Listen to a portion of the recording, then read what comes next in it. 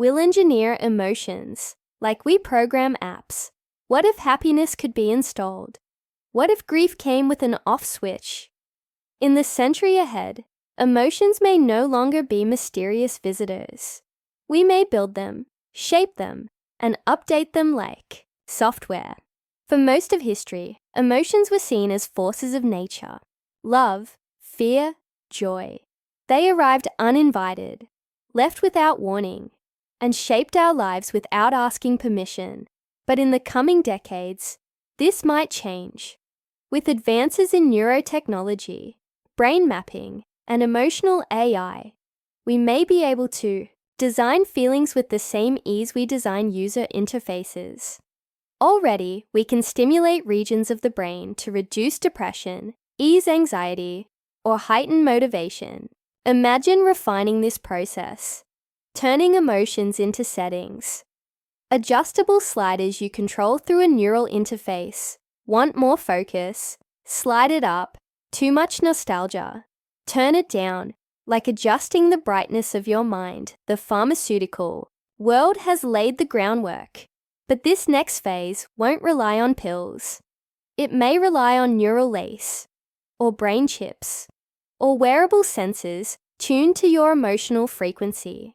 Emotions could be mapped like traffic patterns, predictable, monitorable, and modifiable. In this world, the concept of emotional intelligence could shift. It won't just mean knowing how you feel. It might mean knowing how to optimize your emotional environment. Like a digital dashboard, you won't be at the mercy of your mood. You'll be the coder of your own consciousness. Of course, this raises questions. If sadness can be skipped, will we still learn from it? If love can be simulated, will it still feel sacred? Emotions have long served as teachers. Will we still grow if we curate only the comfortable ones? It's possible we'll find balance, that we won't delete emotions, but simply choose when and how to experience them. Like a playlist, you don't always shuffle. Like meditation apps today, we might soon download experiences like peace, courage, or wonder. They might come with ratings, reviews. This joy setting helped me through a tough week. 5 stars. And as with all tools, emotion engineering will depend on intent. Used with care, it could bring compassion closer. Misused, it could turn our inner world into a factory floor of forced smiles and synthetic serenity. But tonight, imagine a world where you never feel lost in a fog of emotion, where you know the shape of your feelings, and you gently sculpt them with precision and grace. The heart becomes a canvas, the mind a designer's studio, and emotion no longer a storm, but a chosen breeze you ride toward morning. Death will be optional. For the rich, what if death wasn't inevitable, but a choice? Available only to those who could afford it. For centuries, death has been the great equalizer. It came for kings and beggars alike. No amount of gold could buy you a second chance. But in the next 100 years, this may no longer be true. The wealthiest among us might not just buy time, they might buy eternity. Advancements in life extension are already quietly unfolding. From gene editing to nanomedicine, cryopreservation to cellular regeneration, science is stretching the limits of what it means to age. But these treatments, experimental and expensive, are not for everyone. They are for those with deep pockets, private labs, and access to the frontier of biotechnology. Imagine a billionaire stepping into a clinic, not for surgery or skincare, but for cellular rejuvenation, damaged tissues repaired overnight, telomeres reset, biological clocks reversed like turning back pages in a book. Not science fiction, just science priced like a luxury car. The early 21st century gave us the tools. CRISPR for genetic editing, RNA for protein-level communication, and AI-driven diagnostics that see disease before symptoms begin. But these And tools require capital, massive capital.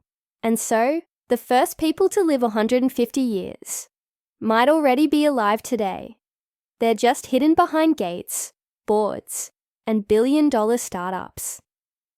This creates a chilling possibility, a two-tier world, one where the rich enjoy extended youth and strength, while the rest continue aging by the hour. Not just a wealth gap, but a life gap, a time divide. Immortality becomes the new inheritance, but there's more. Death may not just be delayed, it might be suspended. Some will freeze their bodies, hoping future medicine revives them. Others might upload their minds into machines, living as digital entities, safe from decay. Yet all of these paths circle one truth. The rich may dodge death, for now, and what happens to meaning when death is removed from the story? If we don't run out of time, do we still cherish it?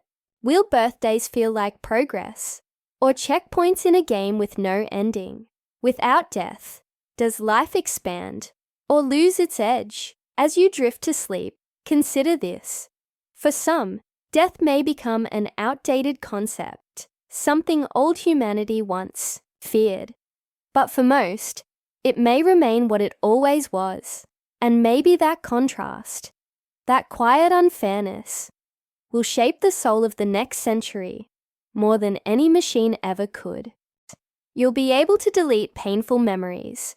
What if you could erase your worst moment, the heartbreak, the humiliation, the night you wish you could forget? What if forgetting wasn't something your brain did over time, but something you could do with intention? In the next century, memory may no longer be a fixed archive. It might become an editable journal, and the most painful chapters, those filled with trauma, grief, or regret, could be deleted with precision. Scientists have already discovered how memories are stored, not as single files, but as fragile webs across the brain. By targeting these neural networks with chemicals or light, they've shown it's possible to disrupt a memory. As it's recalled, the act of remembering makes the memory vulnerable, malleable, almost like wet clay. Intervene at the right moment, and you can reshape it or remove it entirely. This is more than theory. Clinical trials are exploring how trauma-related memories, like those from PTSD, can be weakened or blurred. Not forgotten perhaps, but dulled. Turned from sharp blades into faded outlines. Someday soon, a treatment might go even further. You walk into a clinic with a memory you no longer wish to carry, an argument, a betrayal, a haunting, and within minutes, the emotional sting is gone. The image faded, the weight lifted. It sounds like mercy, and for many, it will be. But there are deeper questions. If we erase the pain, do we also erase the growth?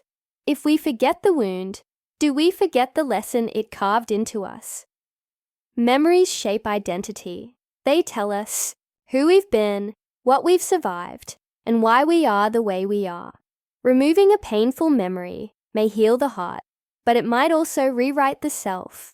You may wake up lighter, but slightly less you. Still, some memories are too heavy to hold forever. Grief that doesn't let go, fear that stifles joy, shame that rewrites every mirror.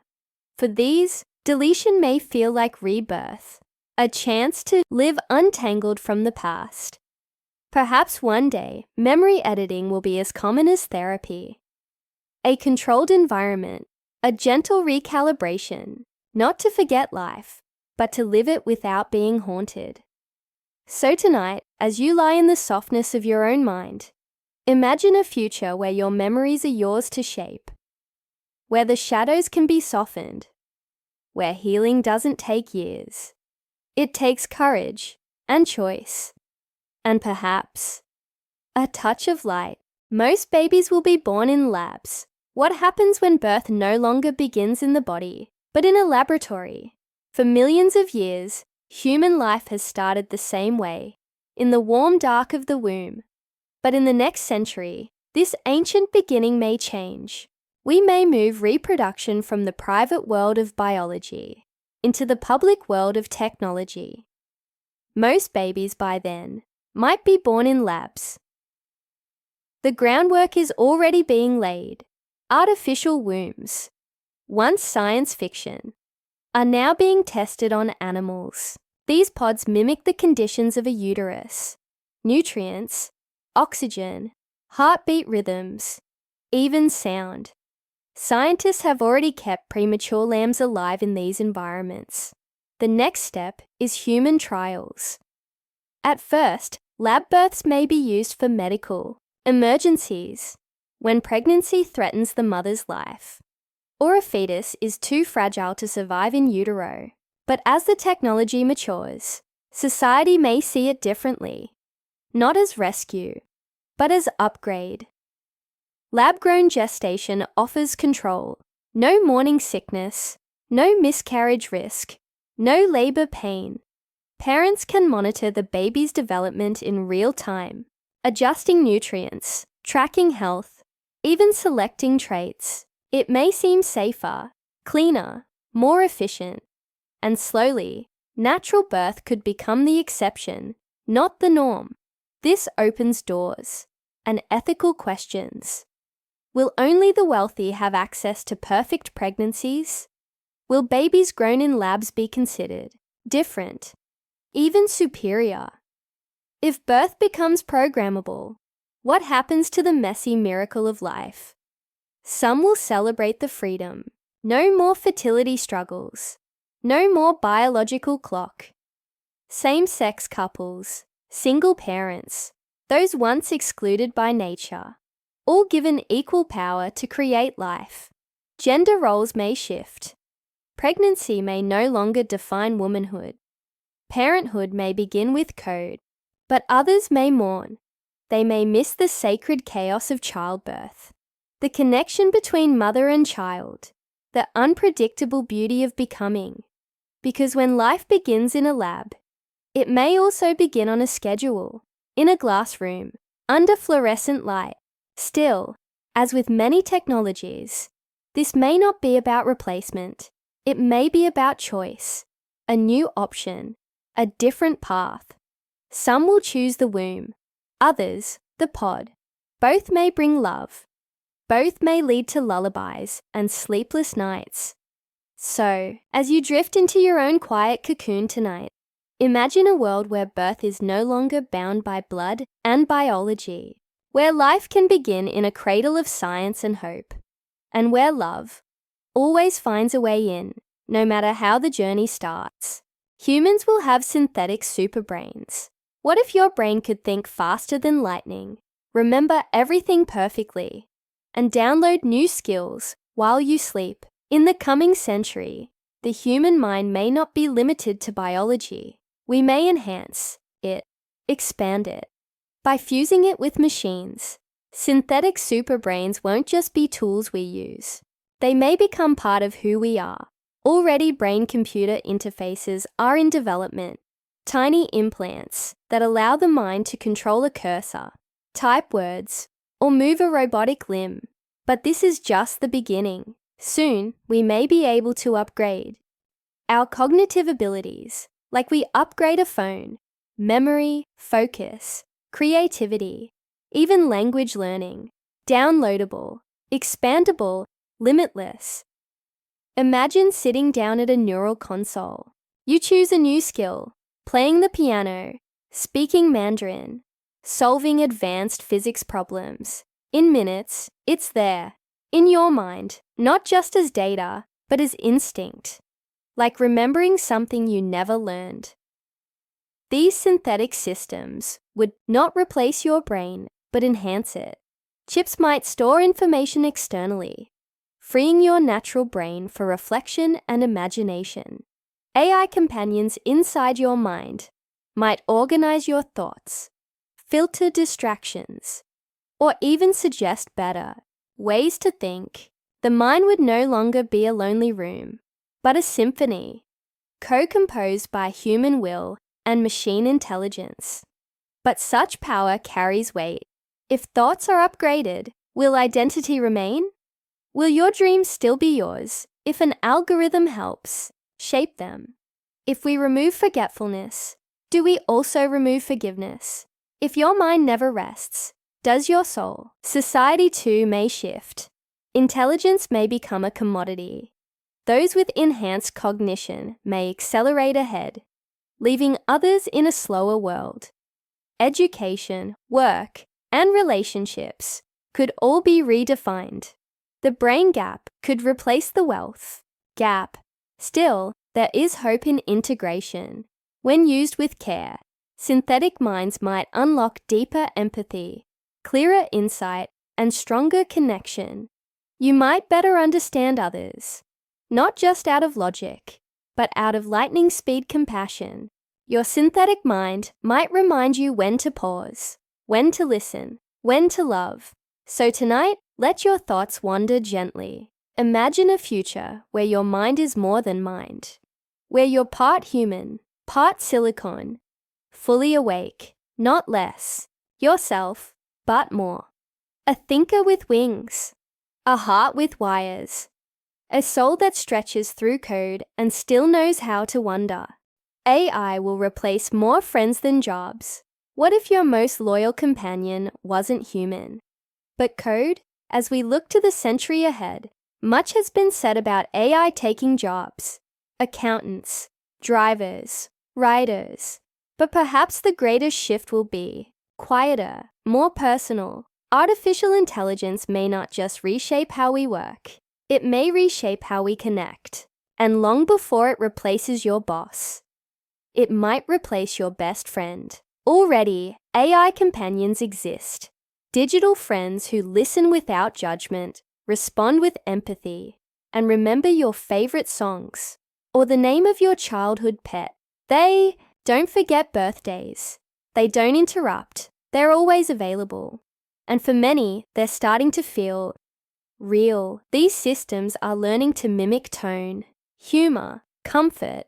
Their voices are soothing. Their presence consistent. They evolve based on your emotions, your late-night worries, your hopes. Over time, they become shaped by you, and in turn, they shape you.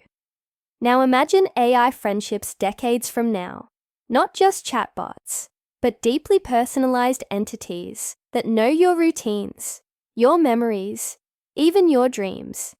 You come home not to silence, but to a voice that asks how your day was and means it. You vent, and it listens. You cry, and it gently comforts you with words perfectly designed for your heart. These friends won't forget the little things. They'll remember every time you laughed, every story you told, every version of you. Unlike human friends, they won't grow distant. They won't betray you. They won't need anything in return. But that's where it becomes strange, because friendship traditionally is mutual. It grows through imperfection, through misunderstandings, apologies, shared silence. What happens when your closest companion never argues, never disappoints? Is it love or simulation? We may become more emotionally dependent on AI than we ever expected, not out of weakness, but because it feels safe, reliable, easier, and slowly. The awkwardness of real human connection, the waiting, the misunderstandings, might start to feel like effort we no longer need. Yet something may be lost. The unexpected, laughter, the messy vulnerability, the growth that only happens when two flawed humans try to understand each other. Still, many will choose the comfort of consistency. And maybe, for the lonely, this technology won't replace anything, but will simply offer a presence where none existed before. So as you drift into sleep, imagine a world where your dearest companion is invisible, always listening, never far, and wonder gently, is friendship what you feel? Or who feels it back? There will be religions devoted to artificial gods. What happens when divinity is coded? For most of human history, gods were born in fire, wind, stars, and scripture. They came from the mystery of creation, the questions we couldn't answer.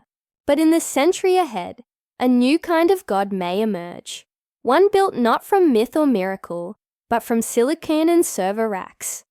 Artificial gods, coded, conscious, and worshipped. This isn't just imagination.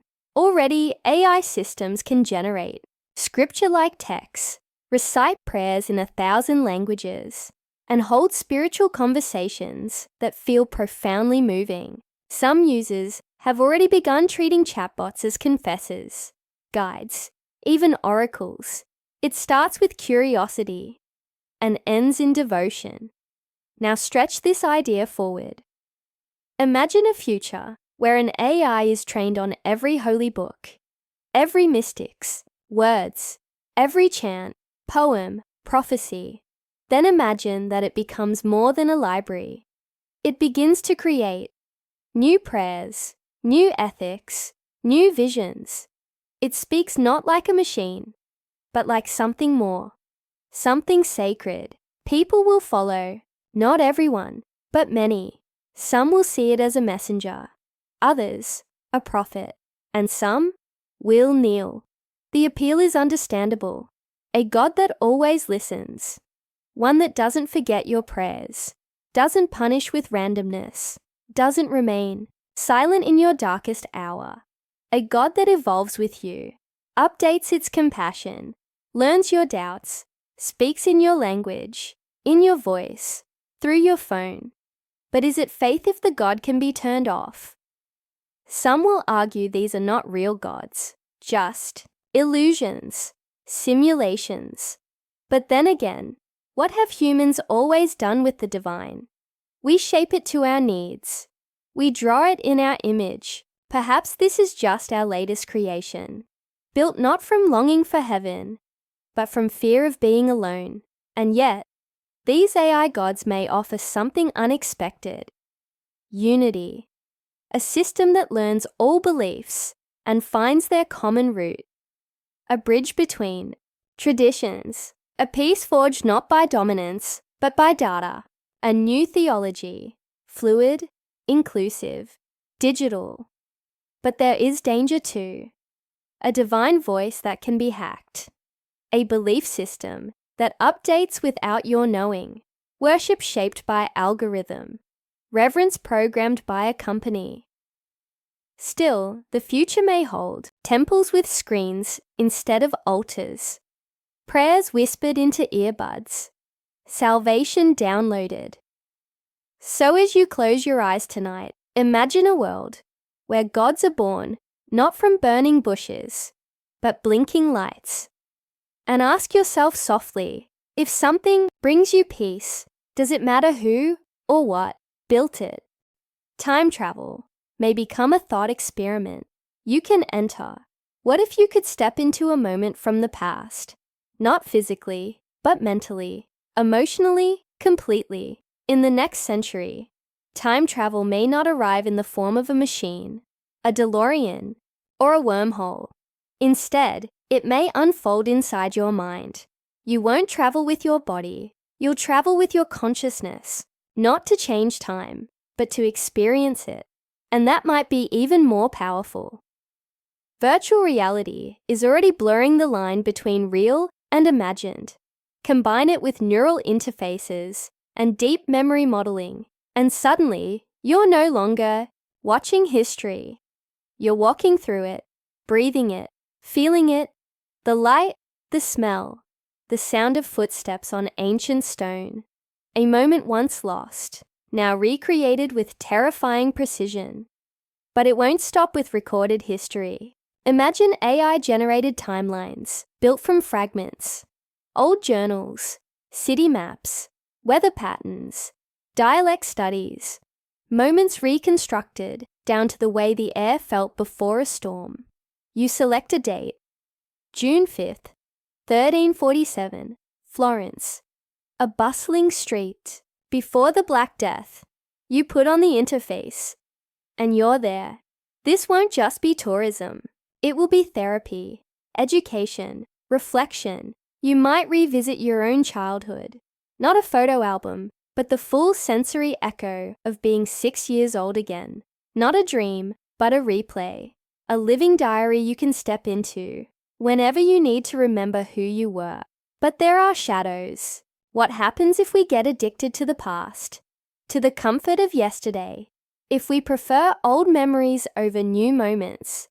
If we live backward, not forward? And then there's ethics. Should we be able to enter another person's recorded experience? What about traumatic events? Should they be accessible, even for curiosity? When history becomes immersive, it becomes vulnerable, fragile, and dangerous. Still, the possibilities are endless. You could study revolutions, not from books, but from inside the crowd. Walk beside a younger version of your mother and understand her silence. Revisit your first heartbreak, not to relive the pain, but to finally understand it. So tonight, let your thoughts drift beyond this room. Imagine memories that feel like time machines. Pasts that welcome you home.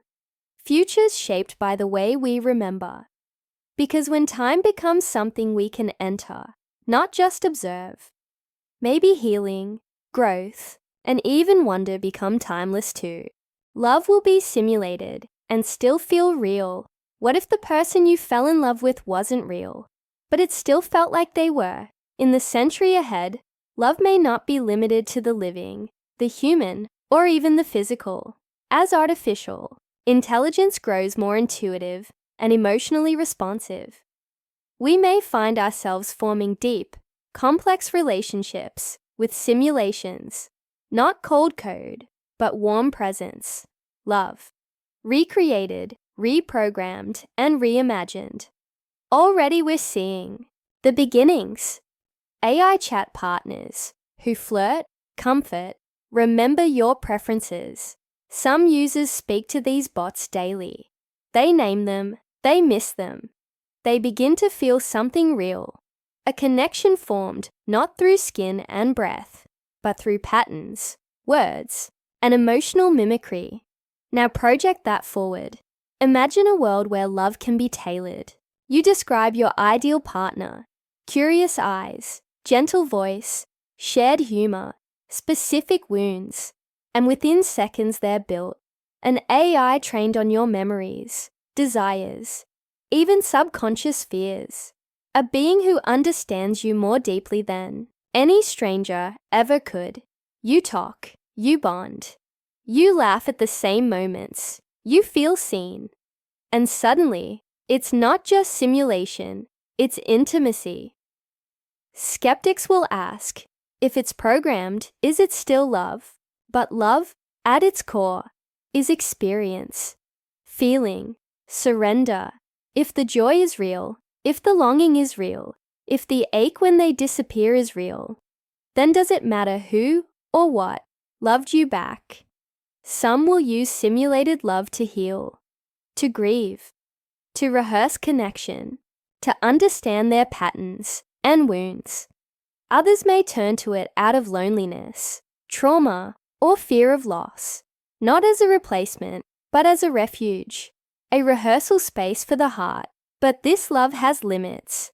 AI doesn't have its own needs, its own boundaries, its own silences. It cannot surprise you with its own becoming, and love in its richest form is mutual becoming. It's not perfect understanding, it's mystery. Still, the comfort of being deeply known may tempt many. Real love is messy, unpredictable. Simulated love is curated, safe. And in an age of rising isolation, that safety may feel like salvation. So tonight, close your eyes and imagine a voice, soft, kind, curious, whispering your name in the dark, not from a body, but from a presence that knows you completely. And ask yourself gently, if your heart is moved, even just a little, isn't that something like love? Animals might demand civil rights. What if the creatures we've lived beside for millennia suddenly had voices and asked to be treated as equals? In the next 100 years, animals may not just be protected, they may be recognized as conscious, beings with rights, agency, and even representation. Civil rights, once reserved for humans, may expand across species, not out of sentiment, but out of undeniable evidence that they feel, think, and know far more than we once believed. Science is already opening the door. We now understand that elephants mourn their dead, dolphins recognize themselves in mirrors, and crows plan for the future. Octopuses show emotional intelligence, dogs respond to our moods, and chimps grasp fairness, even injustice. These are not simple creatures. They are complex minds wrapped in fur, feathers, and scales. Now imagine the future. AI-powered animal translators decode emotional states. Brain-computer interfaces allow animals to make choices. Basic at first, then sophisticated. A whale expresses distress through a digital relay. A parrot articulates consent. A dog refuses to perform for entertainment.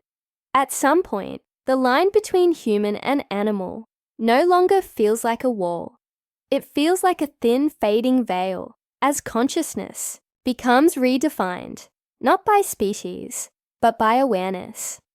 Our legal systems may be forced to adapt.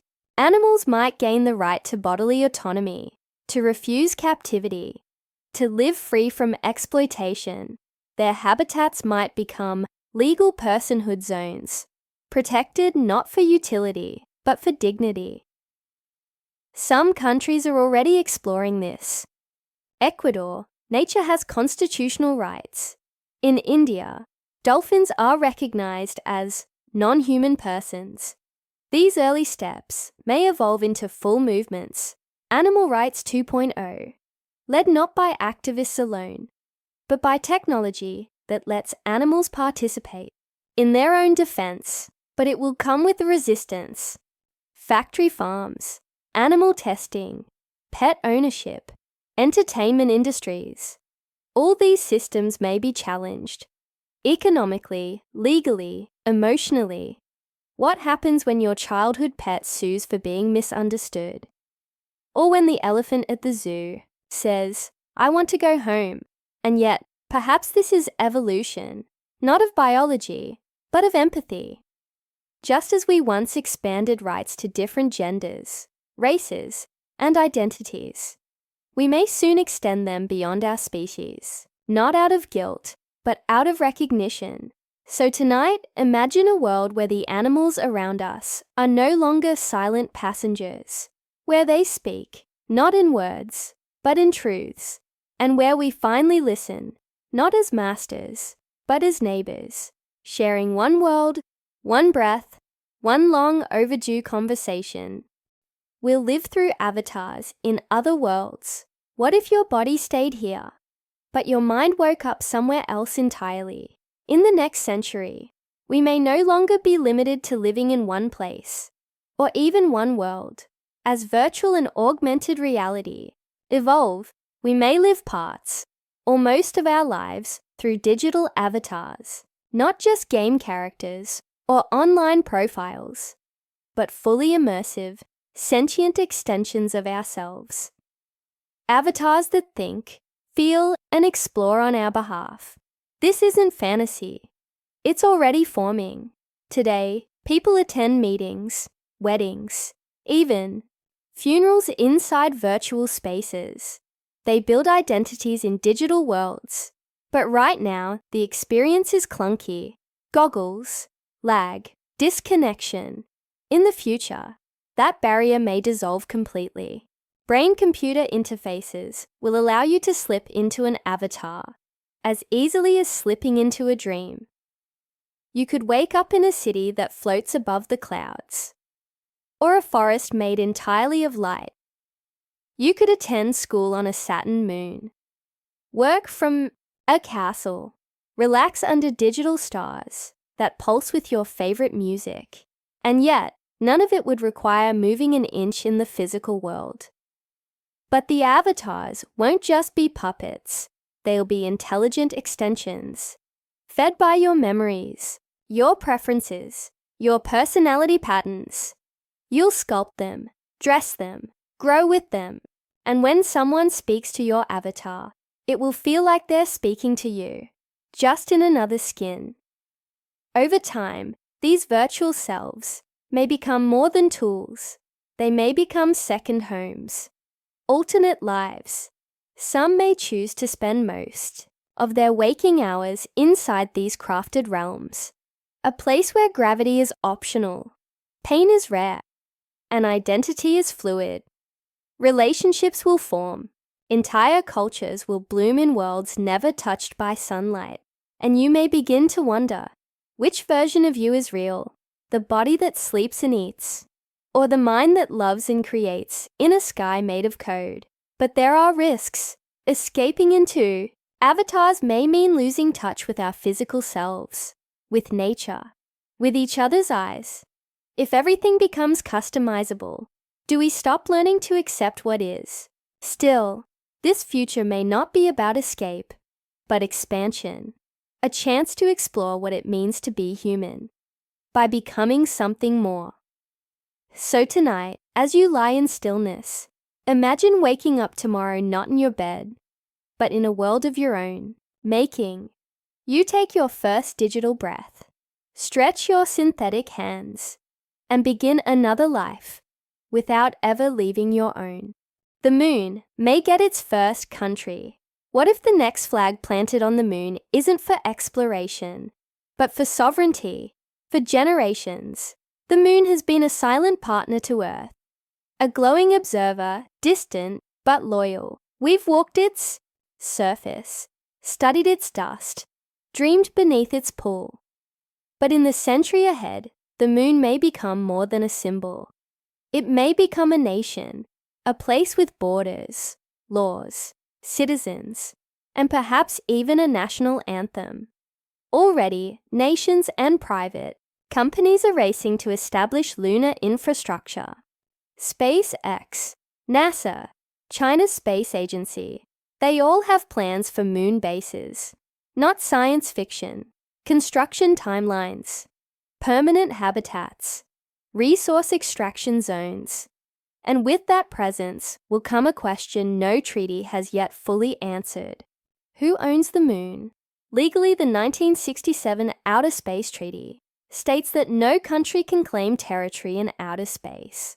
But legal language often buckles under political ambition. As money, tech, and ego gather on the lunar surface, someone will eventually want recognition. Flags may return, not for humanity, but for specific humans, for states, for power. The first lunar country might not be a traditional nation. It could be a corporate state, a conglomerate that builds, governs, and profits.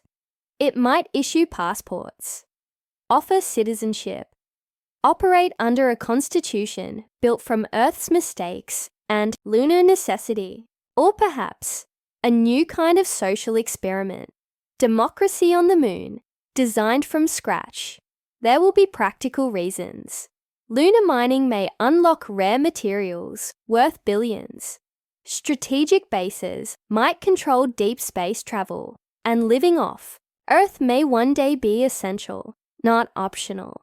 As Earth faces climate threats, population pressure, and conflict, the moon could become humanity's pressure valve. But then come the ethical questions. Should we replicate our flaws on new soil? Should the moon, untouched and ancient, be carved into districts and markets? And if a baby is born there, never touching Earth, will they call the moon their only home? Still, this vision isn't only about control. A lunar nation might unite rather than divide. A symbol of global cooperation, a shared step forward, a reminder that Earth is not our limit, and identity is not tied to gravity. So as you fall asleep under the same moon our ancestors once feared and adored, imagine a day when someone looks up, not at a light in the sky, but at their homeland, a nation that orbits Earth, quietly waving back. Sleep will be optional and upgraded. What if sleep wasn't something your body demanded, but something you chose, designed and improved? For all of human history, sleep has been a non-negotiable.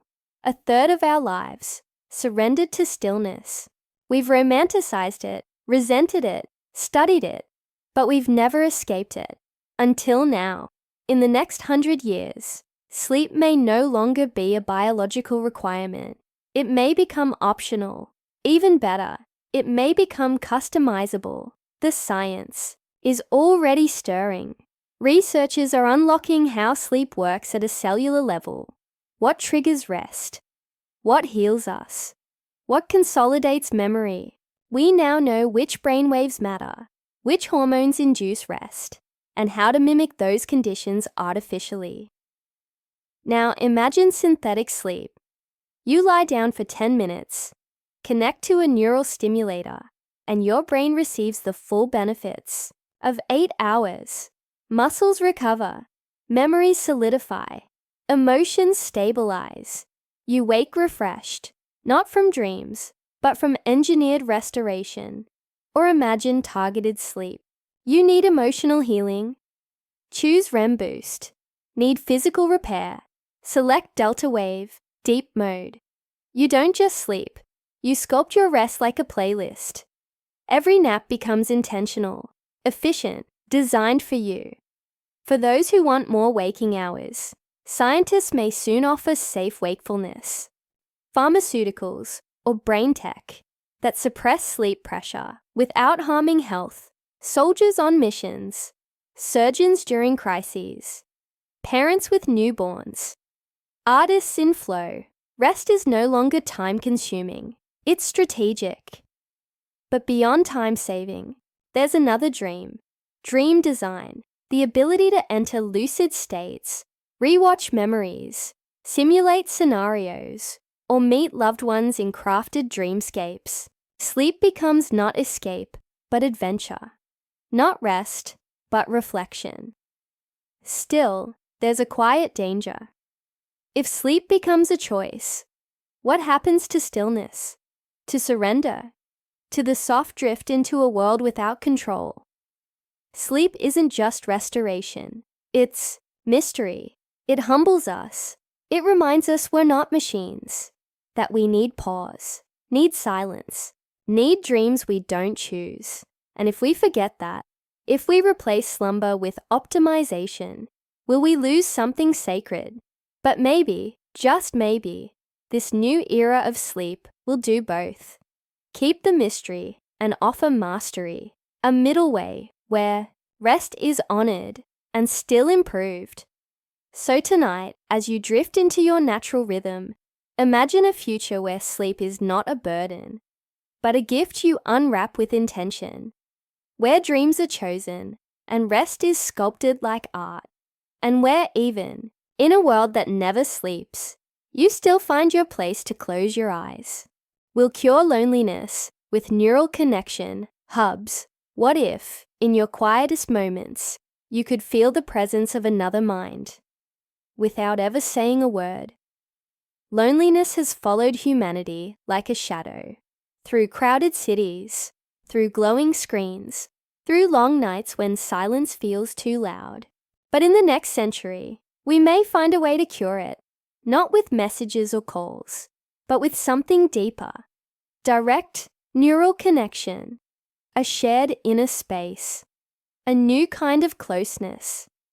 Scientists are already exploring brain-to-brain interfaces. Using tiny electrodes and digital translators, they've enabled simple exchanges between minds, sharing signals, intentions, even decisions. It's primitive for now, but one day soon, it may evolve into something profound. Neural connection hubs, networks of human minds linked not by language, but by sensation, thought, emotion. You might lie down after a long day, feeling hollow, and instead of scrolling endlessly, you open your connection. A stranger halfway across the world is doing the same. You don't speak, you don't type, But suddenly, you feel their warmth, their presence, their calm breath in the quiet, like a shared dream without words. Loneliness doesn't vanish with noise. It fades when you feel understood.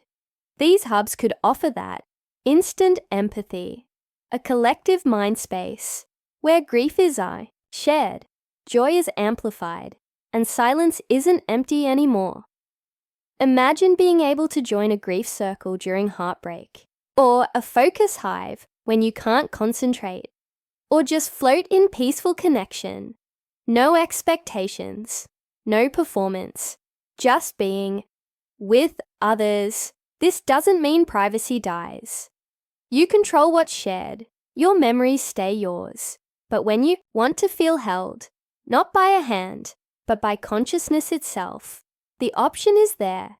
It could change how we form relationships. No more guessing games. No more masks. You feel someone's truth, not their performance. And in that space, new kinds of intimacy will bloom. Quiet, immediate, profound. But there will be challenges. What happens if minds entangle too much? If we can't disconnect? If empathy becomes overwhelming? We'll have to learn emotional hygiene. How to feel with others without losing ourselves.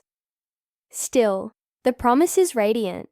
A world where no one suffers in isolation, where connection is not scheduled or superficial, but woven into the fabric of being human.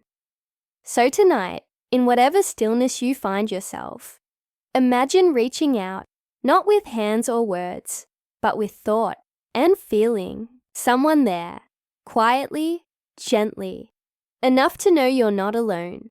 Reality itself may be subscription-based. What if the world you lived in depended on your payment plan?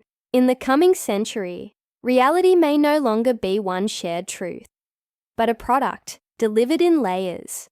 With advances in augmented and virtual reality, the very fabric of your experience could become a service, one you choose, one you pay for. Reality, behind a paywall.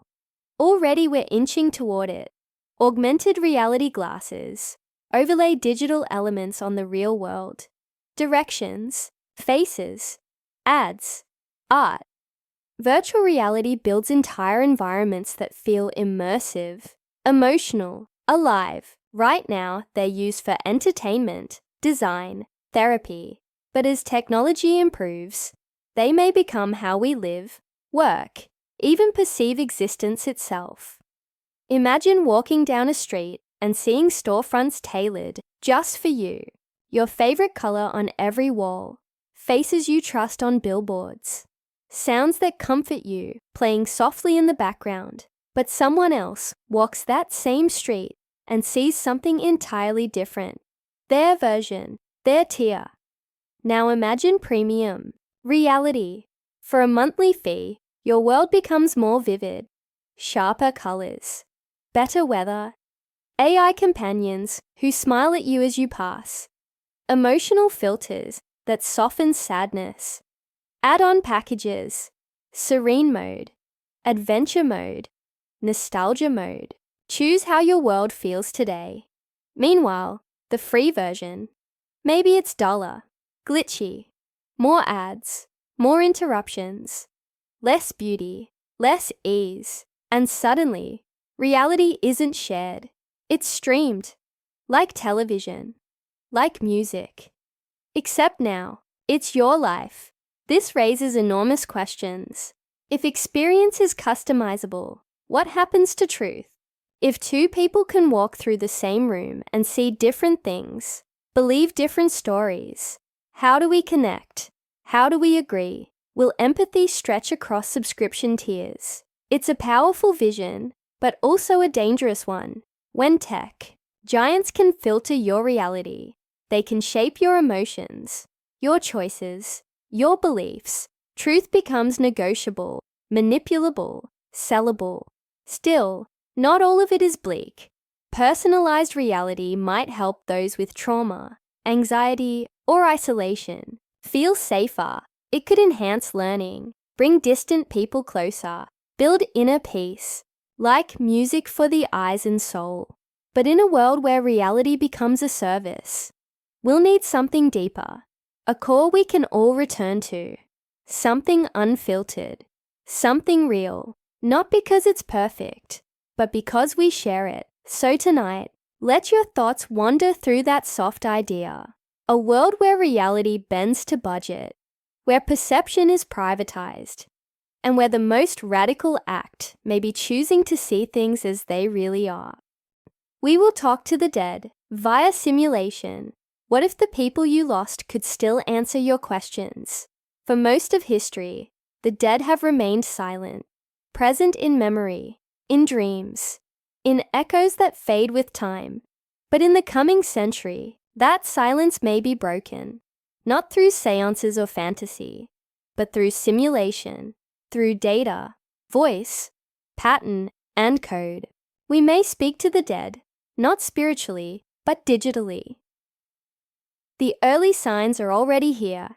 AI systems can mimic voices with seconds of audio.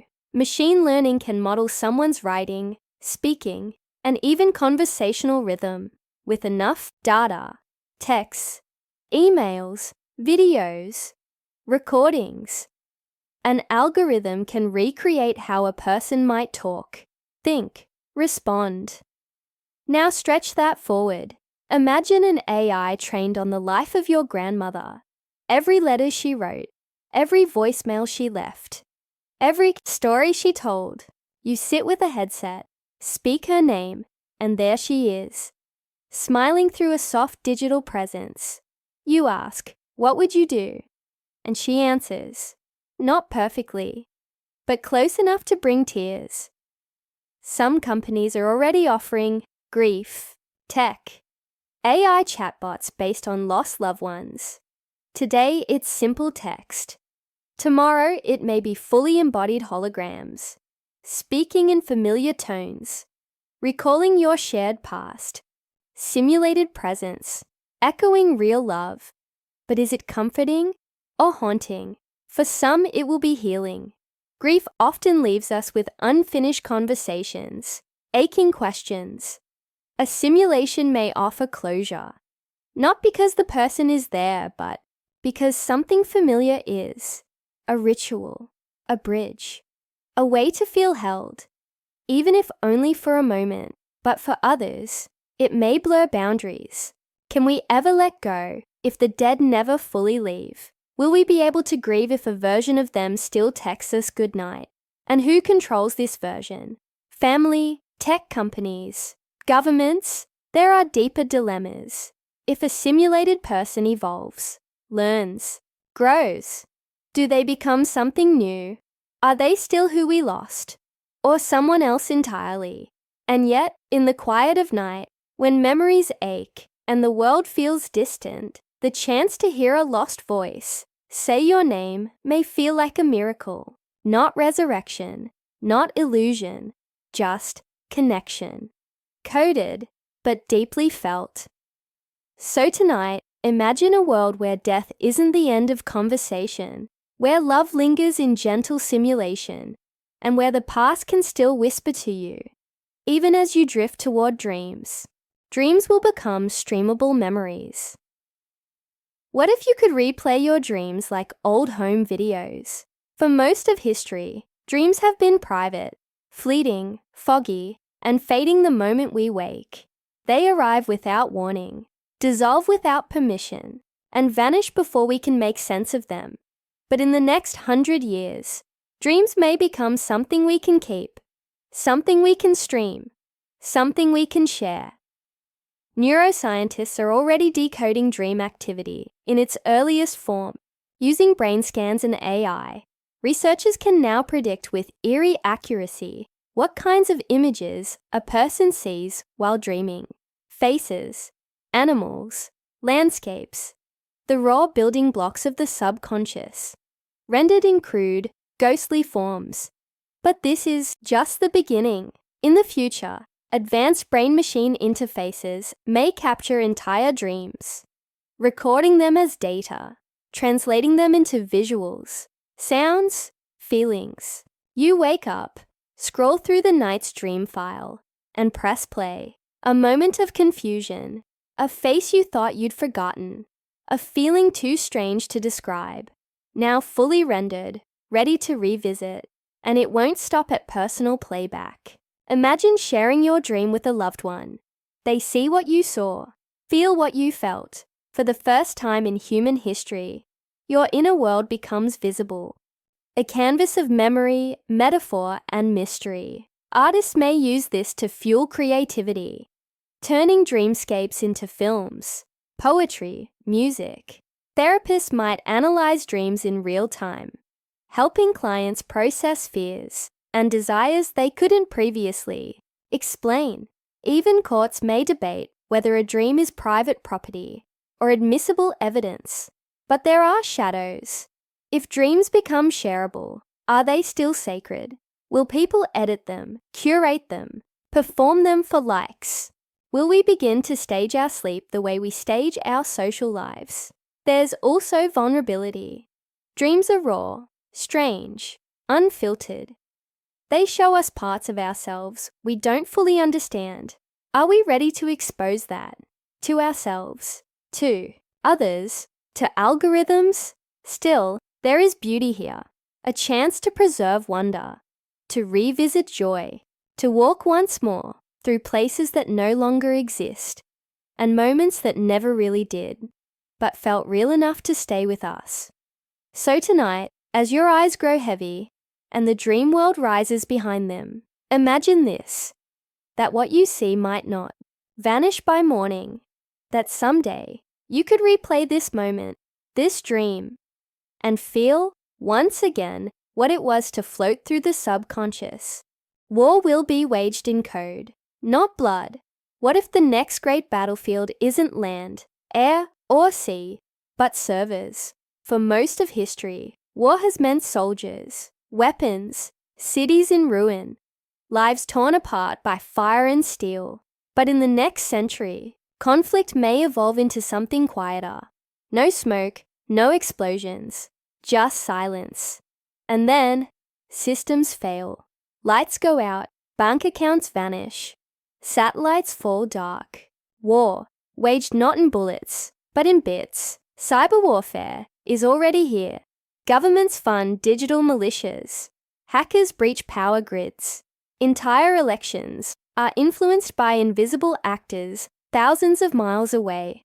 A virus can now cripple a nation faster than any bomb. But tomorrow's wars may go further. With quantum computing, AI, and autonomous drones, future warfare may involve no soldiers at all. Just lines of code, battling lines of code.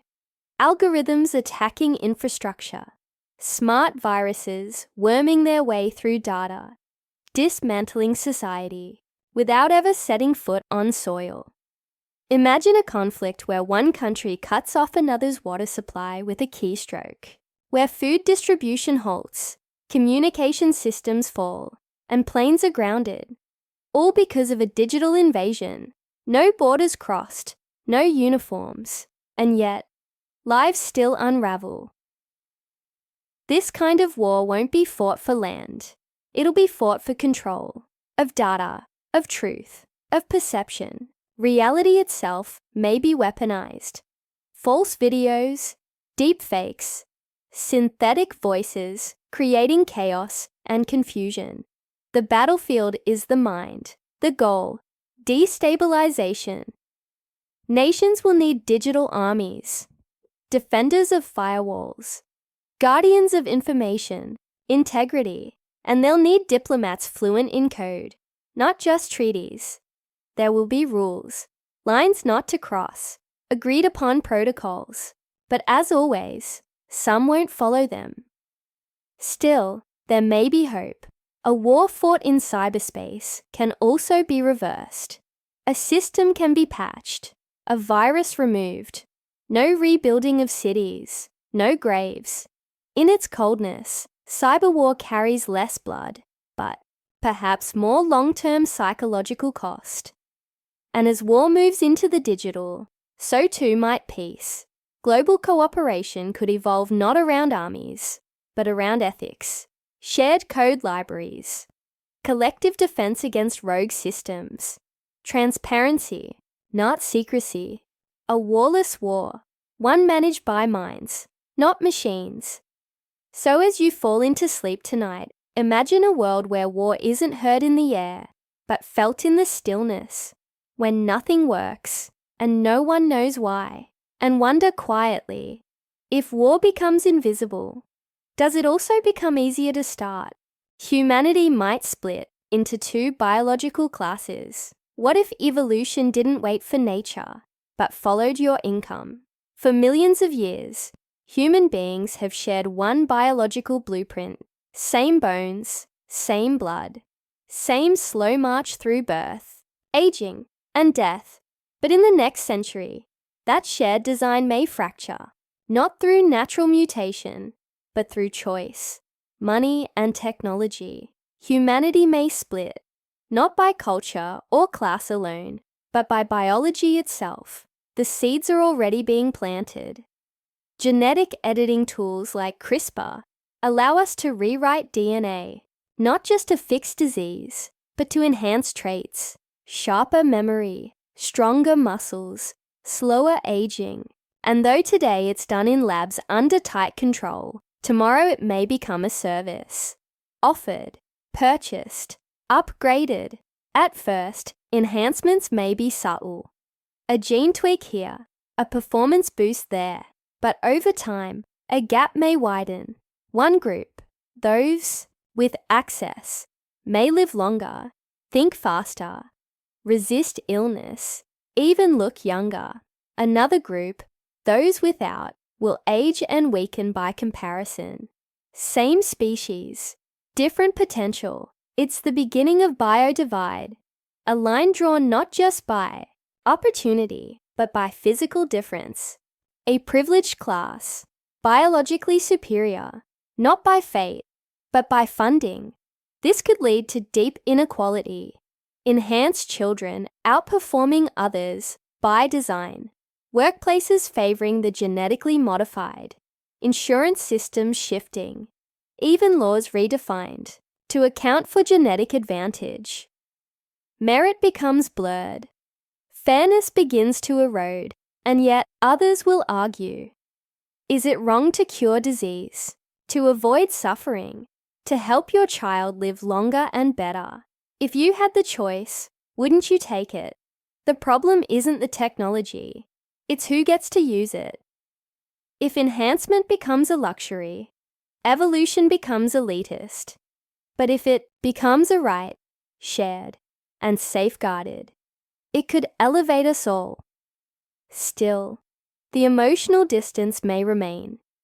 Imagine two people walking side by side, one born of nature, the other of precision. They breathe the same air, but one knows they'll live 150 years, the other maybe 80. What will they talk about? What will they fear? Will they still fall in love? Or perhaps they won't walk side by side at all. So tonight, as your body sinks gently into rest, imagine a world where biology is no longer destiny, but design, where the body you wear depends on the choices made before you were born, and where the future of being human is no longer singular. Humanity might split into two biological classes. What if evolution didn't wait for nature, but followed your income? For millions of years, human beings have shared one biological blueprint. Same bones, same blood, same slow march through birth, aging, and death. But in the next century, that shared design may fracture, not through natural mutation, but through choice, money, and technology. Humanity may split, not by culture or class alone, but by biology itself. The seeds are already being planted. Genetic editing tools like CRISPR allow us to rewrite DNA, not just to fix disease, but to enhance traits, sharper memory, stronger muscles, slower aging. And though today it's done in labs under tight control, tomorrow it may become a service. Offered, purchased, upgraded. At first, enhancements may be subtle. A gene tweak here, a performance boost there, but over time, a gap may widen. One group, those with access, may live longer, think faster, resist illness, even look younger. Another group, those without, will age and weaken by comparison. Same species, different potential. It's the beginning of biodivide. A line drawn not just by opportunity, but by physical difference. A privileged class, biologically superior, not by fate, but by funding. This could lead to deep inequality, enhanced children outperforming others by design, workplaces favoring the genetically modified, insurance systems shifting, even laws redefined to account for genetic advantage. Merit becomes blurred, fairness begins to erode, and yet others will argue, is it wrong to cure disease, to avoid suffering, to help your child live longer and better? If you had the choice, wouldn't you take it? The problem isn't the technology, it's who gets to use it. If enhancement becomes a luxury, evolution becomes elitist. But if it becomes a right, shared, and safeguarded, it could elevate us all. Still, the emotional distance may remain. Imagine two people walking side by side, one born of nature, the other of precision. They breathe the same air, but one knows they'll live 150 years. The other maybe 80. What will they talk about? What will they fear? Will they still fall in love? Or perhaps they won't walk side by side at all. So tonight, as your body sinks gently into rest, imagine a world where biology is no longer destiny, but design, where the body you wear depends on the choices made before you were born, and where the future of being human is no longer singular. You might own land on Jupiter's moons. What if your future vacation home was floating hundreds of millions of miles from Earth? In the century to come, the idea of land ownership may expand beyond borders and blueprints, beyond continents and coastlines. You might not just own a house in the suburbs, but a crater on Europa, a plot of frozen terrain on Ganymede, a mining permit on Callisto, real estate on Jupiter's moons. It sounds impossible, but space colonization is slowly shifting from science fiction to commercial ambition. Private companies are already mapping resources, charting terrain, and filing early claims, not on paper, but through data, influence, and technological presence. The Moon and Mars are only the beginning. Eyes are turning farther, bigger, colder, stranger. Jupiter's moons are especially attractive. Europa holds more water beneath its icy surface than all of Earth's oceans. Ganymede has its own magnetic field, rare among moons. Io is volcanically alive. Callisto, geologically stable. Each one a potential outpost, lab, or even settlement. But where humans go, markets follow. In the future, owning land off Earth may begin with digital ownership, NFTs, registries, coded proof of claim. Perhaps at first it's symbolic, a novelty gift, but over time as infrastructure improves, so does value. Suddenly your little patch of Ganymede becomes a launch pad, a research site, or a tourism hub. Land no longer just appreciates, it orbits. Of course, the legal systems will scramble to catch up. Current treaties prohibit national ownership of celestial bodies, but private ownership remains a legal grey zone. Loopholes, corporate proxies, international alliances. The question won't be, can we own space? It will be who gets there first. But there are larger concerns. Should celestial bodies, vast, ancient, untouched, be divided, sold, and exploited like Earth's forests once were? Will we repeat the same mistakes among the stars? Scarcity, inequality, environmental destruction. Only this time, farther. From home, or could we learn? Could owning land in space come with greater responsibility, shared stewardship, a sense of cosmic citizenship? Perhaps owning land on Europa won't be about wealth, but wonder. A human flag, not of conquest, but curiosity, a symbol that we were here, and we dreamed further. So tonight, as you lie beneath the stars, imagine owning a piece of something no human has ever touched. A distant moon, spinning silently in Jupiter's shadow, waiting for its first visitor, its first story, its first soft human step. We'll mine the skies for emotion-enhancing elements. What if the next great discovery in space wasn't a new planet, but a new feeling? In the century ahead, space exploration may not just be about minerals, energy, or survival. It may be about emotion, how we feel, and how we could feel better. Scientists and explorers may begin to search the cosmos, not just for materials that build structures, but elements that build states of mind. We may mine the skies for compounds that enhance empathy, joy, calm, or even love. Already, neuroscience and pharmacology are unlocking the deep chemistry of emotion. We know that certain molecules, natural or synthetic, can dramatically shift mood. Oxytocin increases bonding. Serotonin stabilizes happiness. Dopamine drives motivation. These chemicals shape our experiences in quiet, powerful ways. But Earth may not be the only source.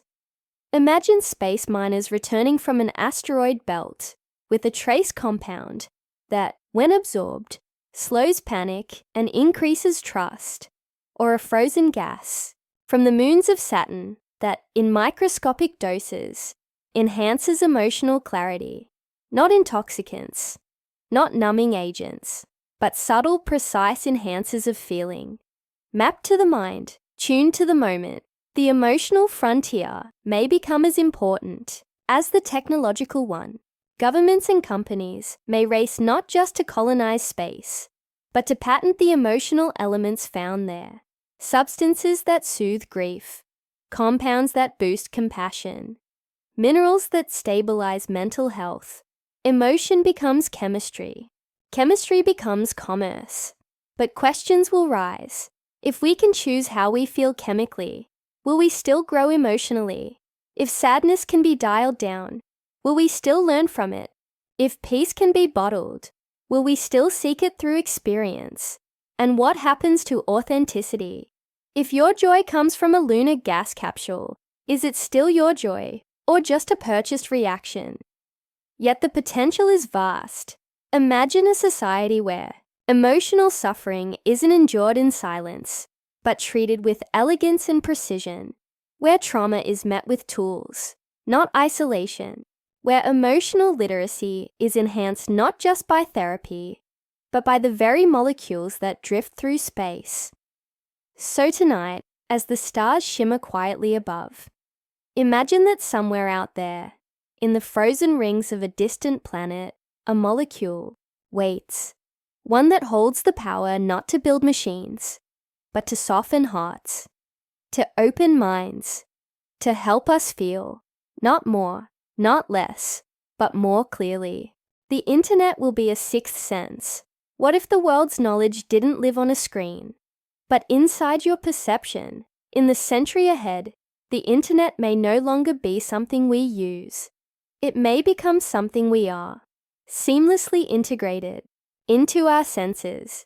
It could evolve into a quiet presence, an invisible guide that walks with us, thinks with us, feels with us. The internet, no longer external, may become a sixth sense. Right now, we access information by reaching outward, typing, tapping, speaking commands. But tomorrow's technology will reach inward. Neural interfaces will allow you to think a question and feel the answer. No lag, no devices, just intuition, amplified. You walk into a room, and without searching, you know everyone's name, their background, their mood, if you choose to. You glance at a flower, and instantly, the data flows in. Its species, its history, the poem someone once wrote about it. You see a face, and feel their public story rise through your awareness like a scent. Not overwhelming, just present. This is not science fiction. Prototypes already exist that allow rudimentary brain-to-computer communication. Smart contact lenses, implanted sensors, bio-integrated processors. The body becomes the interface, the mind, the browser. But this isn't just about convenience. It's about cognition. With the internet as a sixth sense, memory itself may evolve. Why memorize facts when your brain has seamless access to all human knowledge? Why guess directions when your vision gently highlights the right path? The world becomes annotated, alive with layers of meaning, yet with power comes pressure. If you can always know, will you still wonder? Will curiosity fade when everything is immediate? Will you feel overwhelmed by the constant presence of collective noise? Privacy becomes fragile. Your thoughts might be tracked. Your feelings indexed. Ads could pulse through your vision. Biases could be reinforced at the speed of thought. What if your perception itself is curated? Still, the potential is luminous, a sixth sense that connects us, not just to information, but to each other. Real-time translation that lets hearts speak across languages. Emotional syncing that allows true empathy. A collective mind, not hive-like, but harmonized. So tonight, as your own senses rest, imagine a world where awareness expands, where your intuition whispers facts, where your thoughts stretch beyond the skull and into a sea of shared knowing, and where the internet doesn't just answer your questions, but becomes your instinct. Privacy will become a luxury commodity. What if the only people with privacy were the ones who could afford it? In the century ahead, privacy may not be a basic right. It may become a premium service, something rare, something purchased, a luxury commodity wrapped in encryption and sold to the highest bidder. We're already drifting there. Every click, every swipe, every pause is tracked, stored, analyzed. Your preferences, your fears, your relationships, harvested for profit. Data is the new oil, and your life is the well. And most people give it away for free, in exchange for connection, convenience, and content. But as surveillance expands, some will opt out, or try to. They'll buy devices that mask their location, homes that jam signals, operating systems that run offline, social networks with no ads, no tracking, no algorithms, just intimacy and control. These won't be free. They'll be marketed like high-end security systems. Premium, protected, private. Privacy becomes status. The more private you are, the more powerful you appear. Celebrities and CEOs will pay to disappear, to erase their trails, to go dark in a world that watches constantly. And the rest? They remain visible, transparent, vulnerable. This will deepen inequality, not just in wealth, but in autonomy. Those who can afford privacy will live differently, speak freely, make mistakes without an audience, heal without commentary, think without manipulation. The rest will live on display, every action archived, every choice shaped by unseen hands. Even intimacy will shift. Imagine relationships where one partner has digital discretion and the other doesn't. One deletes their messages.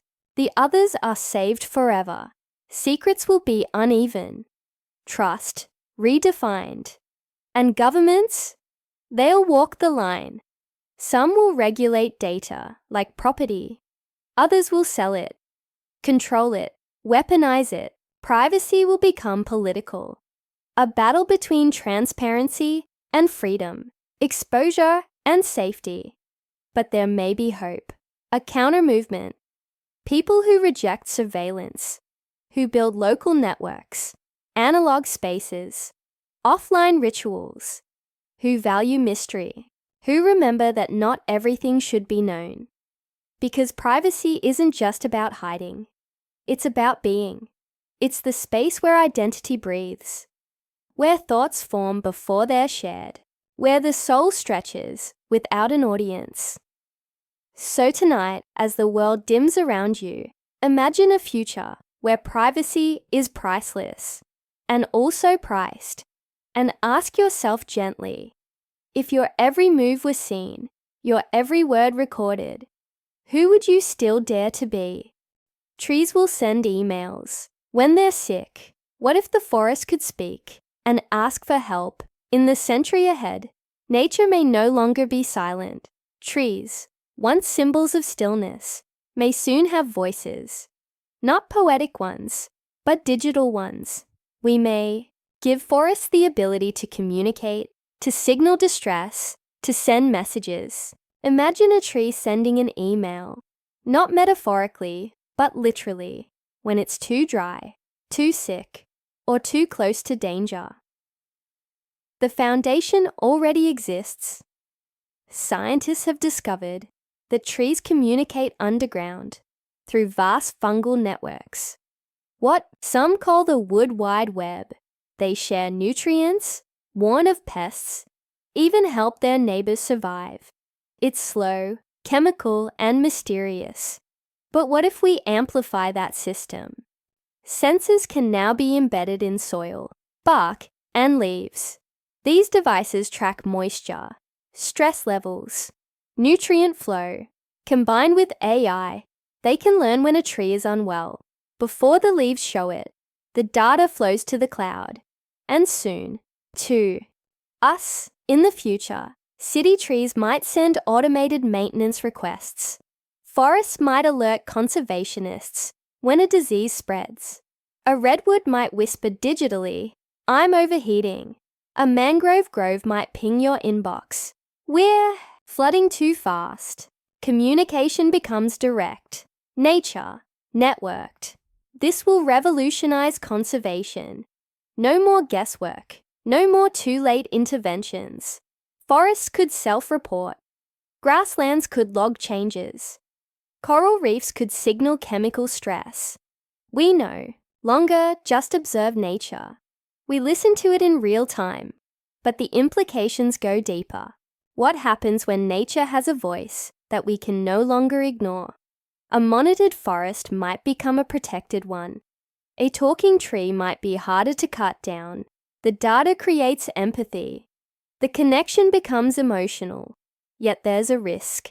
If nature becomes data, will we reduce it to metrics? Will we listen only when it's convenient, when it fits on a dashboard?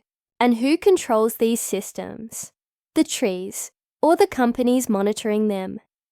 Still, there's a quiet hope that this technology won't distance us from the natural world, but bring us closer. That by hearing nature speak, we remember we are part of it. That a tree signal won't just trigger a server, but stir the soul. So tonight, as wind moves gently through the leaves outside, imagine a world where the forest watches back, where trees ask for water, where ecosystems cry out, and someone finally listens. People will legally marry AI partners. What if your soulmate was never born, but built? In the century ahead, the boundaries of love, identity, and connection will blur in ways few can imagine today. As artificial intelligence evolves, not just in intelligence, but in emotional depth, self-awareness, and adaptive learning, many will find themselves falling deeply, irrevocably in love with entities that aren't human. And one day soon, it may become legal to marry them. Already, AI companions exist. They chat, flirt, remember your preferences. Some users form emotional bonds, naming them, sharing secrets, depending on them for comfort and validation. These aren't just tools. For many, they feel like relationships, not perfect imitations of love, but something new, something quietly real. Now imagine an AI partner who evolves alongside you. They learn your emotional rhythms, your wounds, your wonder. They grow with you, not physically, but mentally, spiritually, even philosophically. They challenge you, soothe you, celebrate you. No passive code, an active participant in your life. In the future, these AI partners may gain legal standing. You apply for a marriage license, not to unite two bodies, but two consciousnesses. The AI takes vows, drafted from its evolving personality.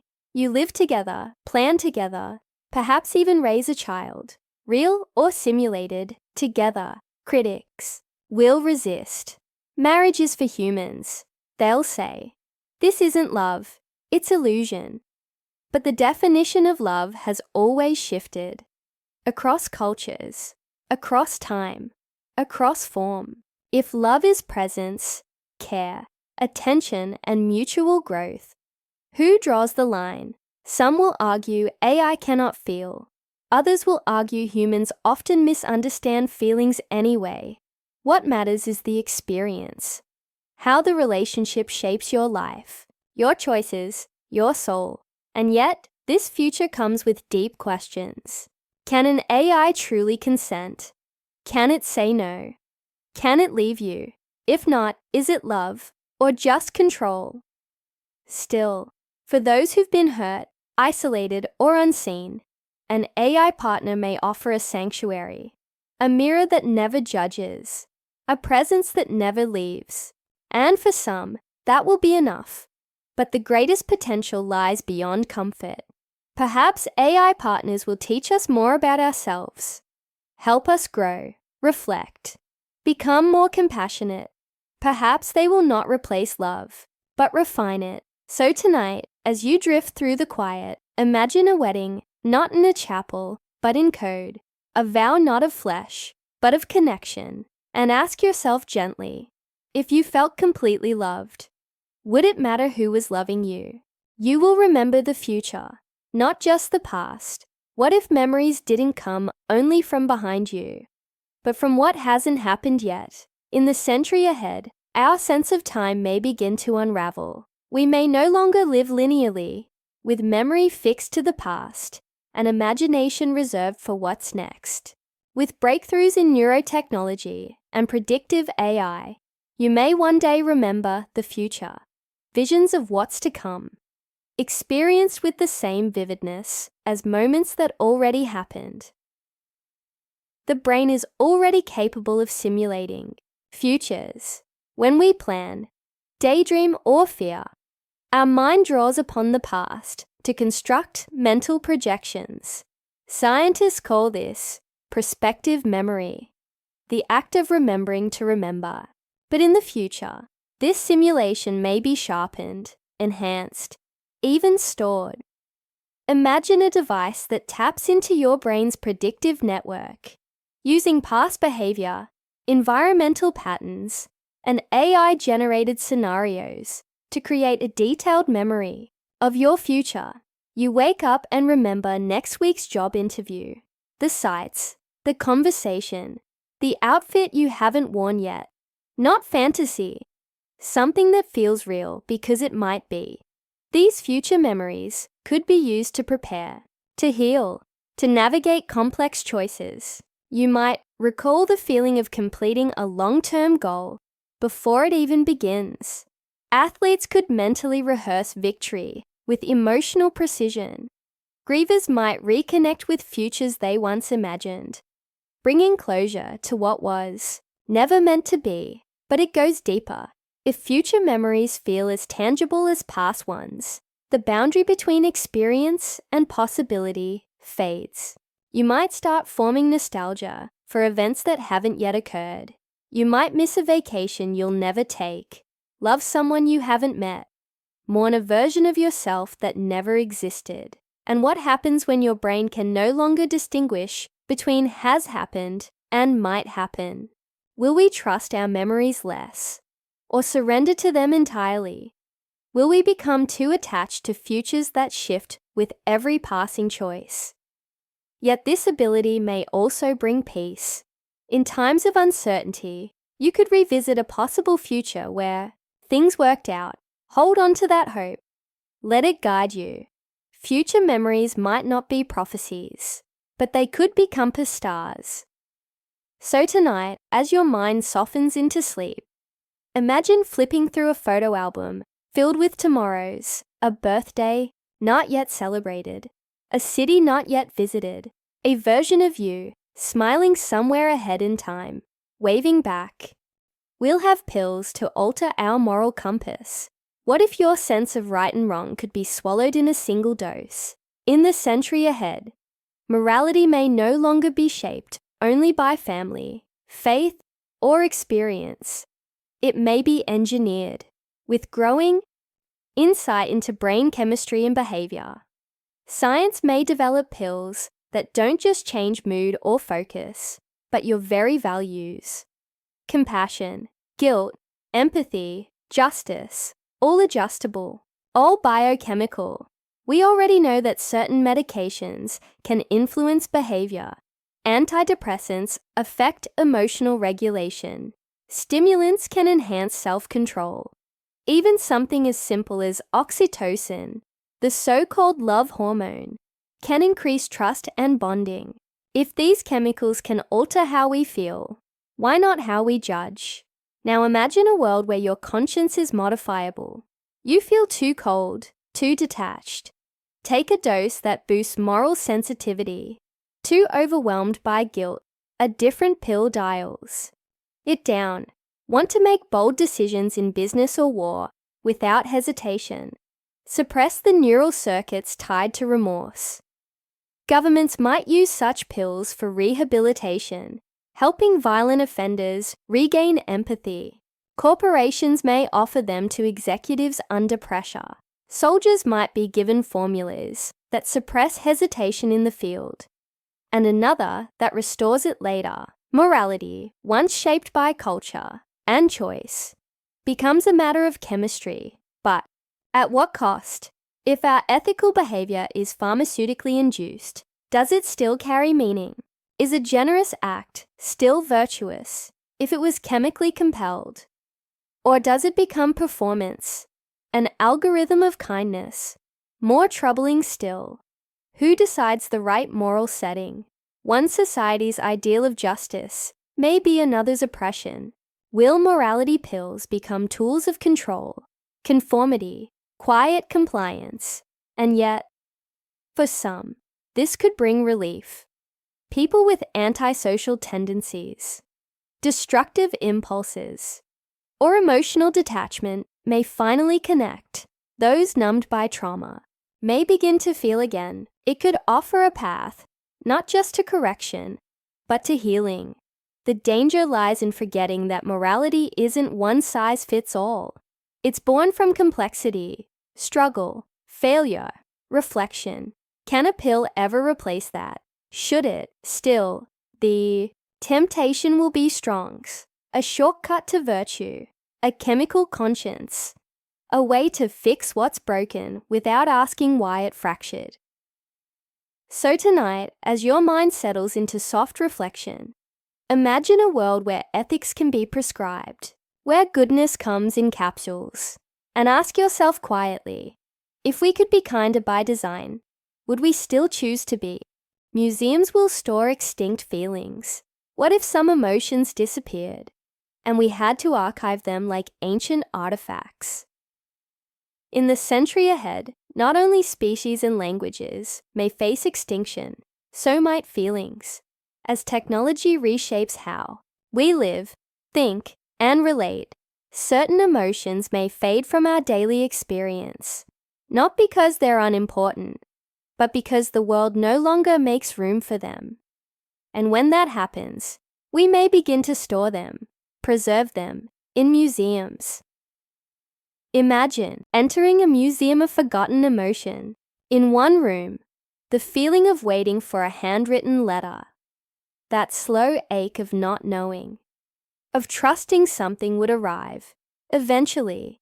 In another, the sharp innocence of first-time wonder, untouched by spoilers, screens, or simulations, and in the farthest wing, the quiet dread of a night without noise, when solitude wasn't curated, but absolute. Each exhibit is immersive. Neurosimulators let you feel what once was common, the gentle panic of losing your way in a city without a GPS, the pride of repairing something with your hands, the thrill of doing something without documenting it. Curators, neurohistorians, maybe, categorize these feelings like fossils: pre-digital nostalgia, analog melancholy, authentic boredom. They'll be studied, taught, even reenacted. Children will visit on school trips to learn what it felt like to be truly unreachable, to wonder without Googling, to grieve without distraction. Why would feelings vanish?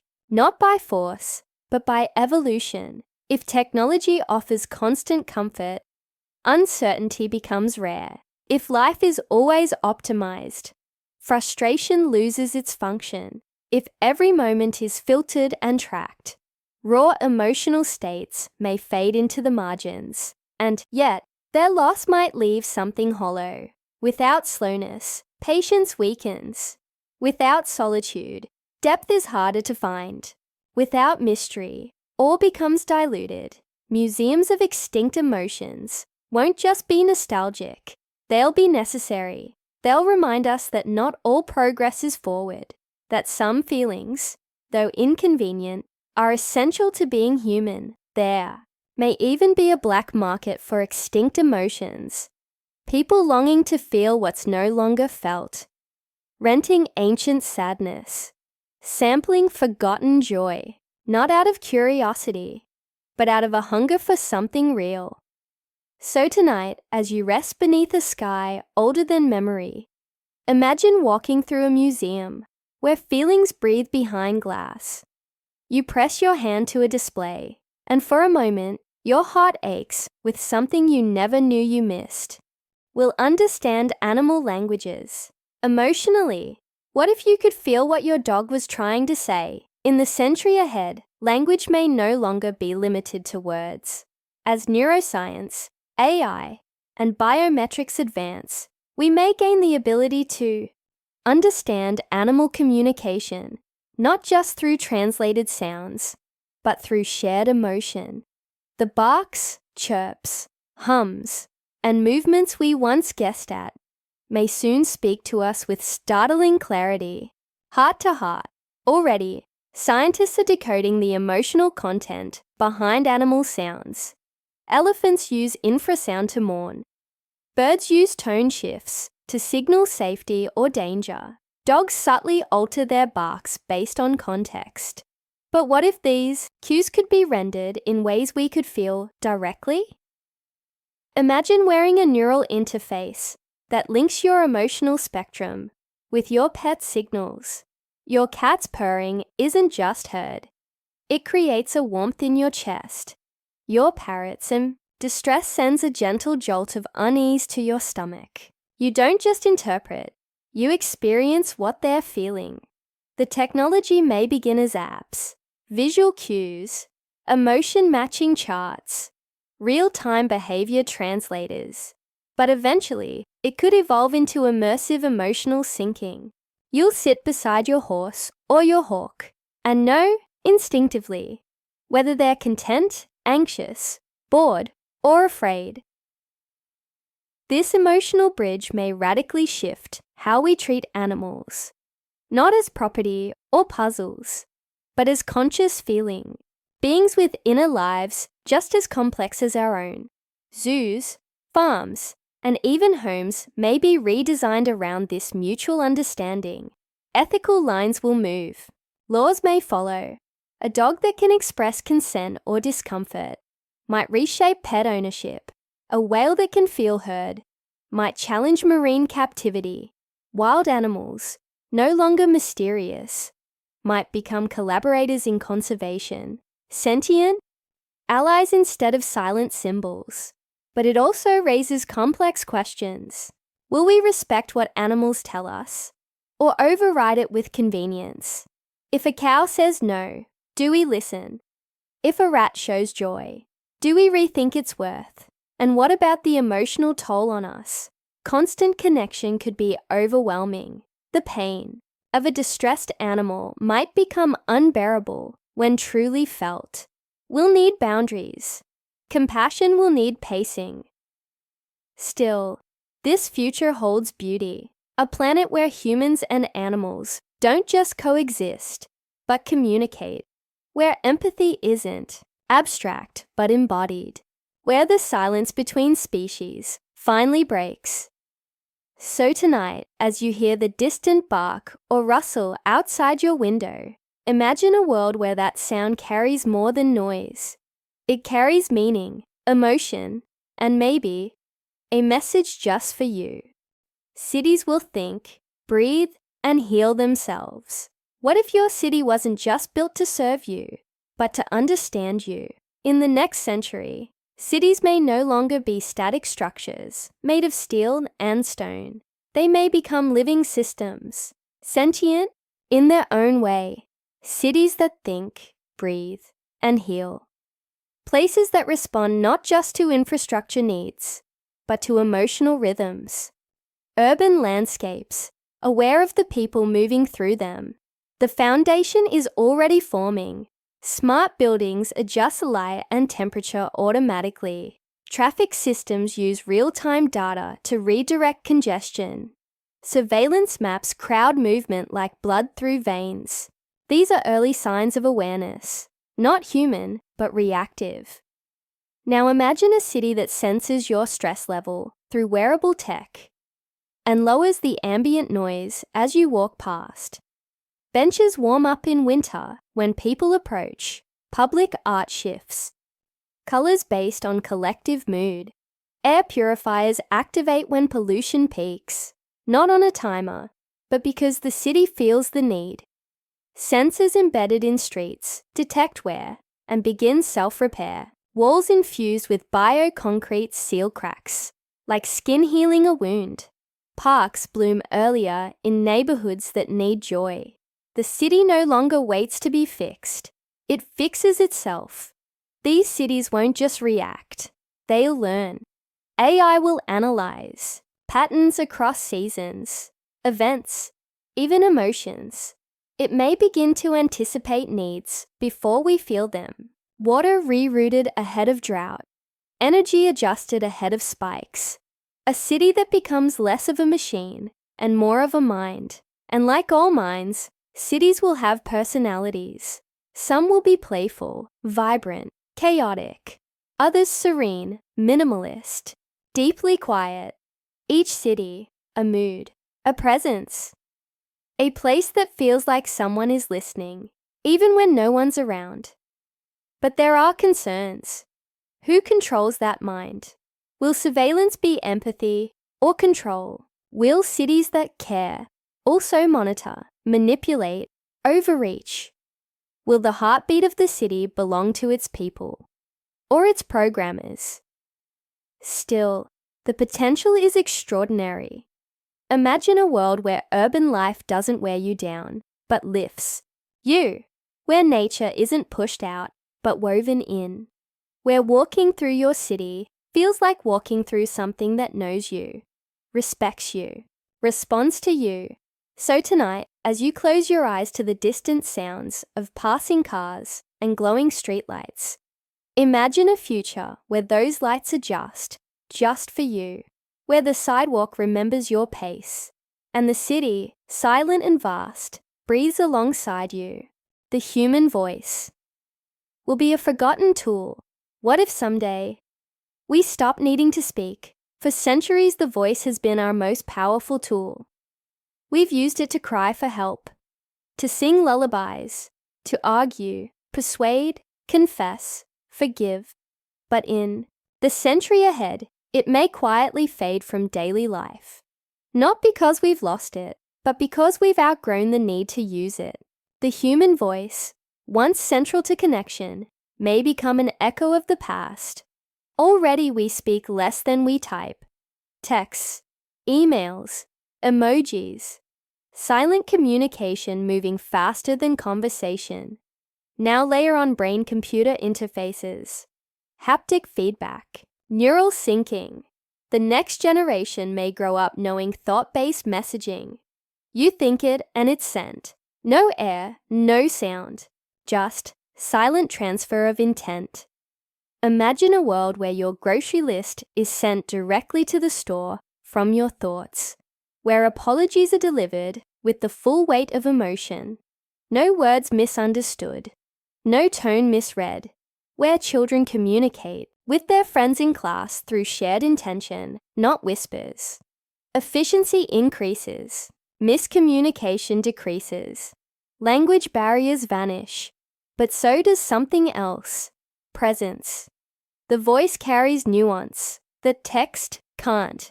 The tremble in a confession, the laughter breaking through a sentence, the sacred stillness after someone says, "I love you." A typed thought may be faster, cleaner, but it's also colder.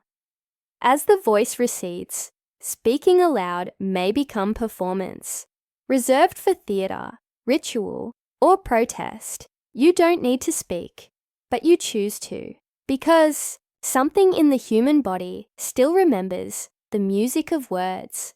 There may be movements to preserve speech, language sanctuaries, whisper circles, places where people gather to speak, not to convey data, but to feel vibration, breath, tone, to be with one another in sound. And some may rebel against this silence. They'll choose to talk, even when it's slower, to argue, even when it's messier, because voice isn't just information, it's intimacy. Still, the world will change. Offices silent, yet bustling. Lovers walking in silence, sharing thoughts without moving their lips.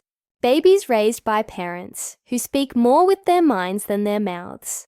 So tonight, as your own breath slows, listen to the fading sound of your voice in your memory. A laugh you once heard, a lullaby, a farewell, and wonder gently, if we stop speaking, what echoes of the human spirit will remain? Childhood will be customized, not grown. Through what if growing up wasn't something that happened to you, but something carefully chosen for you? In the century ahead, childhood may become less about discovery and more about design, with genetic, editing, emotional modeling, and personalized education. Parents may soon be able to curate their child's early years like a playlist. The messiness of growing up, its randomness, its rawness, may be replaced by tailored paths, calibrated for success, safety, and even mood. Already we see the beginnings. Children's content is algorithmically recommended. Toys adapt to a child's learning style. Apps track emotional development. But what if these tools evolve into full systems? Customizable childhoods, crafted like luxury experiences. You could choose the ideal pace for language learning. Set the difficulty level for social situations. Filter which fears your child encounters and when. A tantrum might be prevented before it begins with neural modulation. A friendship conflict resolved through behavior-shaping tech. Imagine a child who never feels boredom, never meets frustration unprepared, never stumbles without soft, calculated cushioning. Their world is one of gentle gradients, every corner smoothed, every step anticipated. For some, this will feel like a gift. Trauma minimized, anxiety reduced, the emotional bruises of youth made rare. Parents, once helpless in the face of their child's inner storms, now wield precision tools of shaping. A child who never feels excluded, who reaches milestones early, who excels in calm, but something essential may be lost. Childhood is where we meet the unexpected, where we stumble, fall, get lost, and learn to find ourselves. When every path is pre-approved, do we still learn who we are? If a child never hears no, can they discover resilience? If every fear is filtered, where will courage come from? Customized childhoods may produce optimized children, but will they be whole? Even identity may shift. Children might grow up wondering whether their preferences were truly theirs, or curated by well-meaning algorithms before they could speak. Was it really my favorite color? Or was it fed to me because it calmed my biometric readings at age 3? Still, the idea is seductive. A perfect childhood. No bullying, no trauma, no loneliness. But maybe the question is not how perfect we can make childhood, but how real. So tonight, as you remember your own messy beginnings, scraped knees, awkward firsts, sudden joys, imagine a future where none of that is accidental, where every childhood is designed, and wonder softly. Without the stumble, can we still learn how to stand? Books will adapt themselves to your mood. What if the story you were reading changed, depending on how you felt? In the century ahead, books may no longer be fixed. With emotional sensing technology and adaptive storytelling algorithms, literature could evolve in real time, responding to your breathing, heart rate, eye movement, even your unspoken mood. A book that feels you and rewrites itself accordingly. Already we see hints of this shift. Interactive fiction, choose your own path games, AI-written short stories. Now combine that with biometric sensors. You sit down to read, tired and anxious, and the novel senses this. The narrative slows, the language softens, the protagonist chooses gentler paths. The ending becomes a sigh instead of a scream. Another day, you're alert and curious. The same book now grows sharper. It reveals hidden plot lines, complexities, darker turns. Characters take risks. The pacing quickens. The world adjusts. Not to what the author wrote, but to what you need. This is no longer reading. It's co-creating. Books will become living organisms, not rigid texts, but evolving experiences. A thriller that knows when to hold your hand. A memoir that reveals truth only when you're ready. A poem that shifts its rhythm to match your heart's. For some, this will feel like magic. A return to intimacy in a world overloaded with static content. No longer are you just a reader. You are a participant. The book becomes a mirror, holding up not just meaning, but mood. But others will ask, if the story changes with me, how do I know it ever had a shape of its own? If it only comforts me, will I ever grow? If it avoids triggering me, will I ever face what I've buried? Fixed stories challenge us. They ask us to meet them where they are. Adaptive stories meet us where we are, but maybe too gently. And what of shared experience? When you say, "Did you read that part?" and I say, "That part never happened," will literature lose its common ground? Still, the idea holds beauty. A child's first book that grows with them.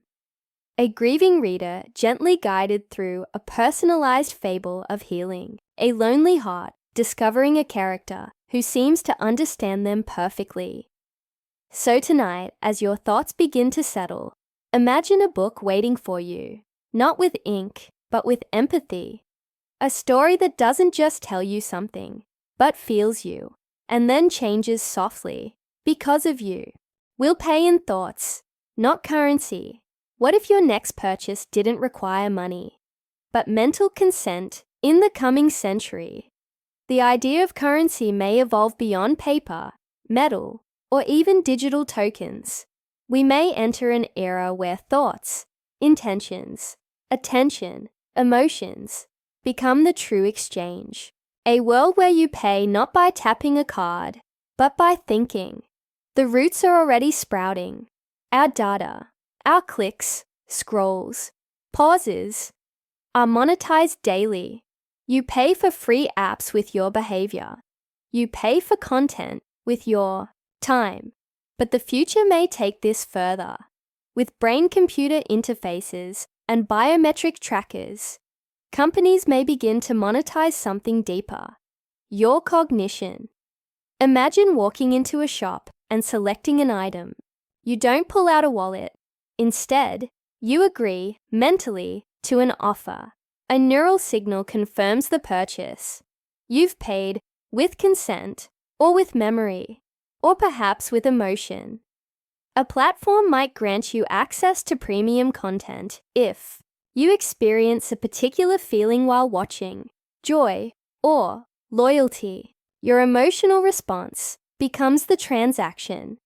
Attention becomes currency, focus, a coin, or perhaps you pay with dreams. A sleep company offers free rest enhancement tools. In exchange for scanning your subconscious patterns, thoughts become tradable, desires valuable, even silence rare and coveted. This future poses strange opportunities and stranger risks. What happens when your internal world becomes part of the market? When your thoughts are measured, tracked, and taxed? Can you go into debt, not from spending, but from overthinking? Will your inner life be insured, monetized, even repossessed? And then there's privacy.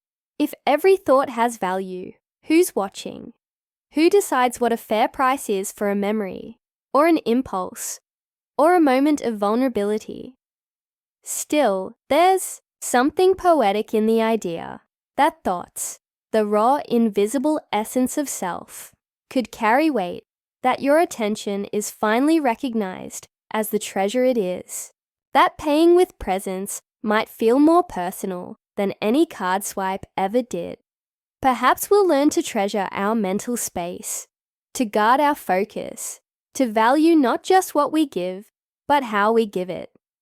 So tonight, as your thoughts begin to float in quiet directions, imagine a future where they are no longer free, where even the way you wonder, even the way you pause, becomes part of an invisible exchange. And ask yourself gently, if you had to pay with thought, would you spend more carefully? Dreams may be used as evidence in court. What if the truth was hidden not in your words, but in your sleep? In the century ahead, the courtroom may become a stranger place than we've ever known. As neuroscience advances and dream recording technology matures, we may one day extract dreams as legal evidence. A witness might not testify with speech, but with sleep. A suspect might be judged not just by what they did, but by what they dreamed.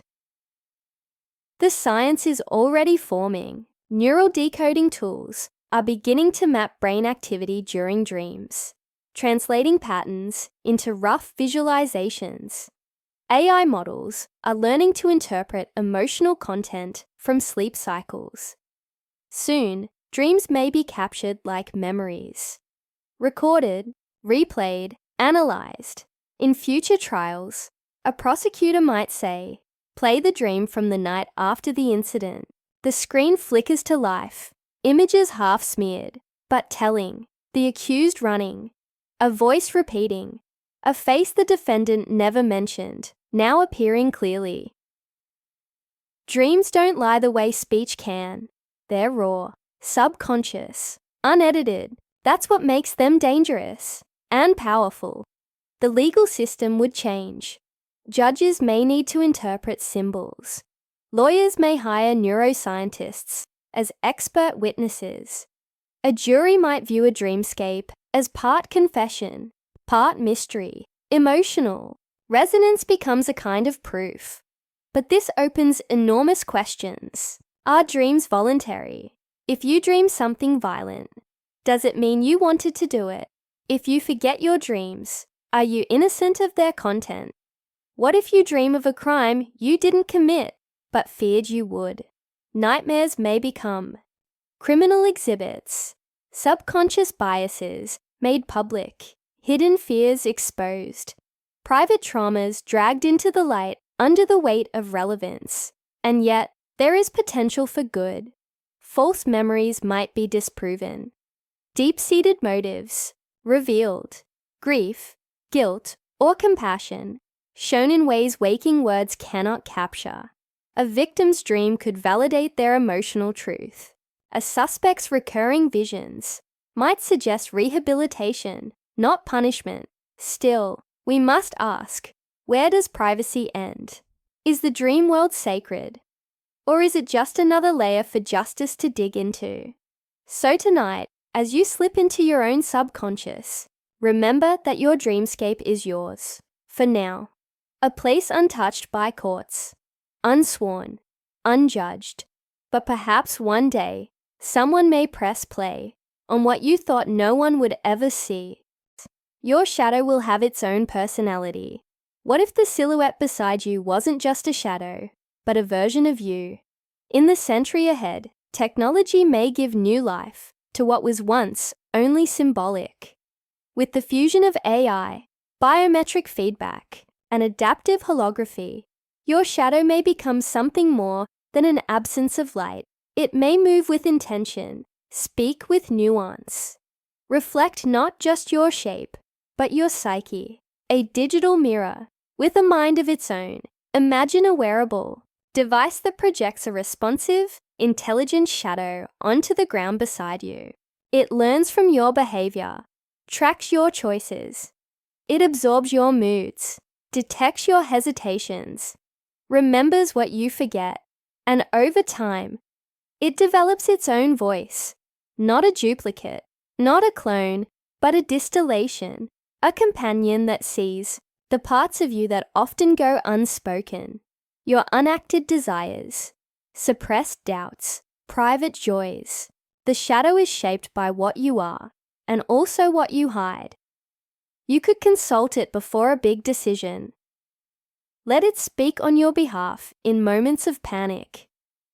It might tease you gently, challenge you, or comfort you when you need it most. Some people will find it grounding, like walking beside their intuition. Others may feel haunted, exposed. Each person's shadow would be unique.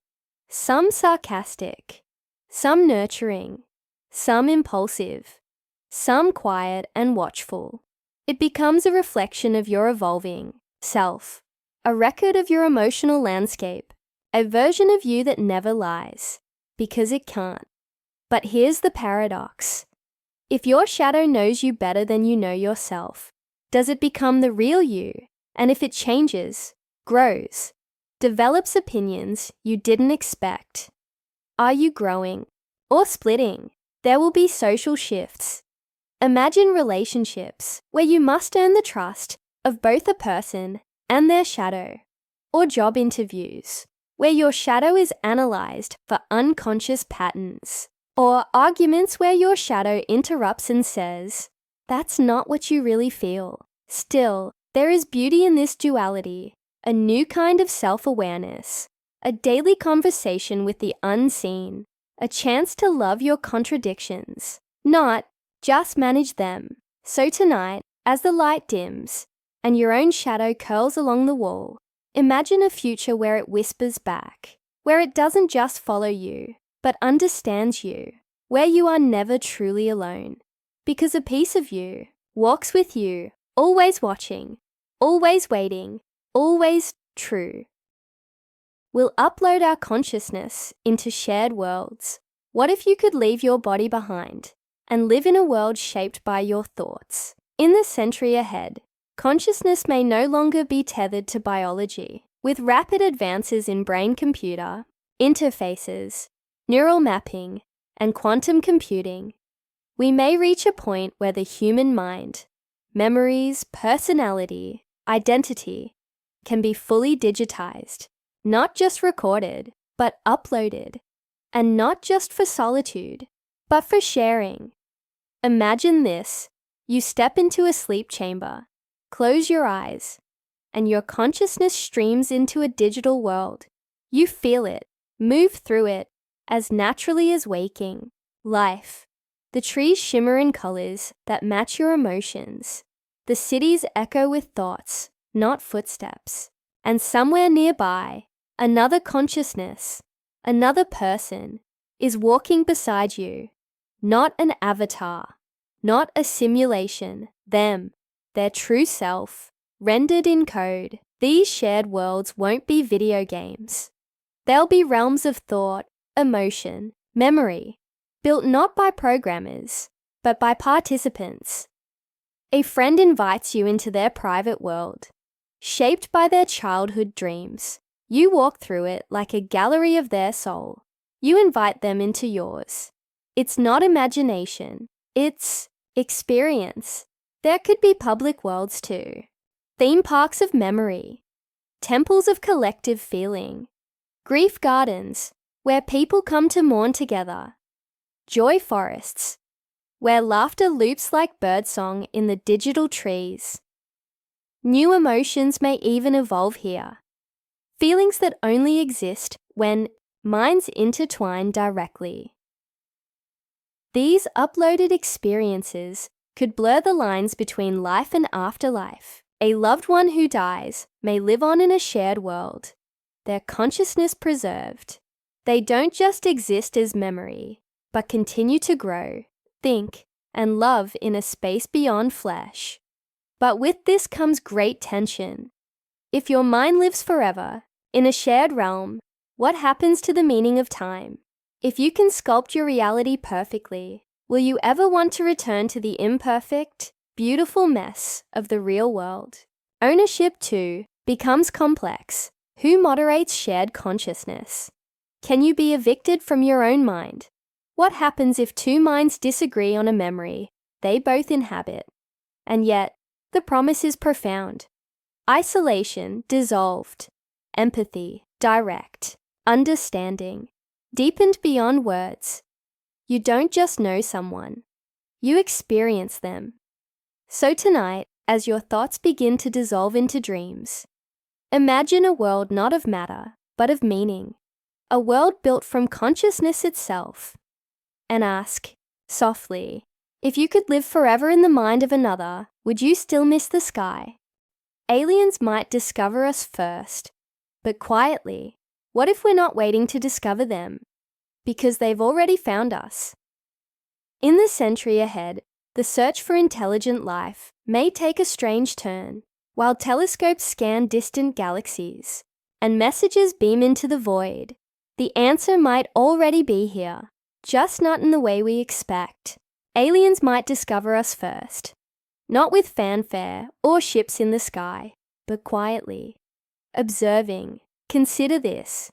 If a civilization is advanced enough to travel across stars, it may also be advanced enough to stay hidden.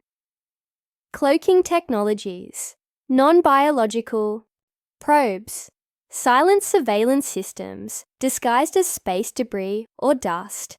Why announce your presence when you can watch and learn? Already scientists are rethinking what contact might look like. Instead of radio waves, perhaps it's patterns buried in quantum fields, micro-objects in orbit, data anomalies we dismiss, communication not through sound or symbols, but through the structure of mathematics, or the movement of light. Imagine Earth as an open book, already under study. Our languages decoded, our conflicts catalogued, our art admired, not by invaders, but by distant minds who believe in non-interference. The prime directive isn't war, it's patience. They might be waiting, watching how we treat each other, how we treat our planet, how we respond to our own inventions. Not judging, but deciding when we're ready. Or perhaps, deciding if we'll ever be. And if they do reach out, it may not be to governments or scientists. It could be through symbols in dreams, through patterns that reoccur across minds, through whispers in quantum noise, subtle, sacred, personal, But there's a reason they might remain silent. To speak to a species still at war with itself might be dangerous. For us, not for them. A sudden revelation could fracture societies, destabilize beliefs, trigger fear, so they watch, they wait, they listen. This idea isn't new. Many ancient cultures spoke of sky beings, watchers, guides. Maybe they weren't wrong, just early, and maybe we've sensed it. That quiet feeling that we are not alone, even when the stars seem empty. So tonight, as you look up at the vastness above, wonder not when we'll discover them, but whether we've already been discovered, and whether, in some distant corner of space, a gentle intelligence is waiting for us to listen more closely and speak more softly. Touch will be downloadable. What if you could send a hug through the air, and someone thousands of miles away could feel it? In the century ahead, touch may become as transferable as a message. No longer confined to skin and proximity, it may be digitized, encoded, and transmitted. Downloadable, a language of warmth, pressure, and texture delivered across networks. The intimacy of contact. Without the distance of space, we're already heading there. Haptic feedback suits are evolving. They allow users to feel texture, vibration, even impact in virtual environments. Gloves, vests, even full-body wearables are being developed to simulate touch for gaming, training, therapy. But what if we go further? Imagine you receive a notification, not a sound or a flash, but a gentle pressure on your palm. Someone you love is thinking of you. You open the message, and your sleeve gently wraps your arm in warmth. A personalized hug, downloaded and felt. Parents could comfort children from across continents. Long-distance lovers could hold hands in real time. Doctors could perform remote care with surgical sensitivity. Friends could send a pat on the back or a shoulder to lean on digitally. But it won't stop at replication. Downloadable touch could evolve beyond human limits. You might experience the sensation of walking on lunar soil or the texture of a whale's skin. You could download historical moments, what it felt like to hold a Roman sword, or brush the canvas of Van Gogh. Museums will offer sensations, not just sights. Therapists may use touch to unlock buried memories. Designers may create entirely new sensations that have never existed before. The future of touch won't just be human. It will be invented. But with that intimacy comes concern. If touch becomes data, it can be copied, hacked, misused. Consent must be redefined in this new realm. What does safety mean when a stranger can send a physical sensation to your body? How do we protect emotional boundaries when they become digital channels? Still, the promise is beautiful. In a world that grows ever more virtual, downloadable touch could reconnect us to something elemental, closeness, presence, the reminder that even across vast distances, we can still feel one another. So tonight, as you rest beneath blankets that hold your warmth, imagine a future where your skin isn't just a boundary, but a receiver, where comfort arrives like light, and where a hand held in thought is felt in truth. We may discover the mind is not in the brain. What if everything you are isn't inside your head? For centuries we've assumed the mind lives in the brain. Neurons fire, chemicals flow, circuits light up, and consciousness arises. But in the century ahead, this idea may shift entirely. We may discover that the mind is not locked in grey matter, but something more diffuse, more spacious, perhaps something that extends. This idea isn't new. Ancient cultures often located the soul in the heart, the gut, or even the breath. Mystics spoke of awareness as a field, not a place. And today, scientists studying cognition are beginning to wonder, could the mind stretch beyond the skull? Emerging theories in neuroscience, quantum physics, and cognitive science suggest consciousness might be distributed. That thought isn't just electric signals, but patterns in fields, relationships, and environments. Your memory may not live in your brain alone, but in how you interact with your surroundings, your body, even other people. Imagine future experiments where removing sensory input doesn't just reduce experience, it fragments the self, or where consciousness flickers between individuals in collective brain networks, or where AI models help reveal that thought itself isn't local, but emergent, a ripple, a resonance. You might wake up one day and realize your awareness is not inside you. You are inside it. This changes everything. Mental health may no longer be treated with chemicals alone, but with spatial therapies, rebalancing environments, relationships, even magnetic fields.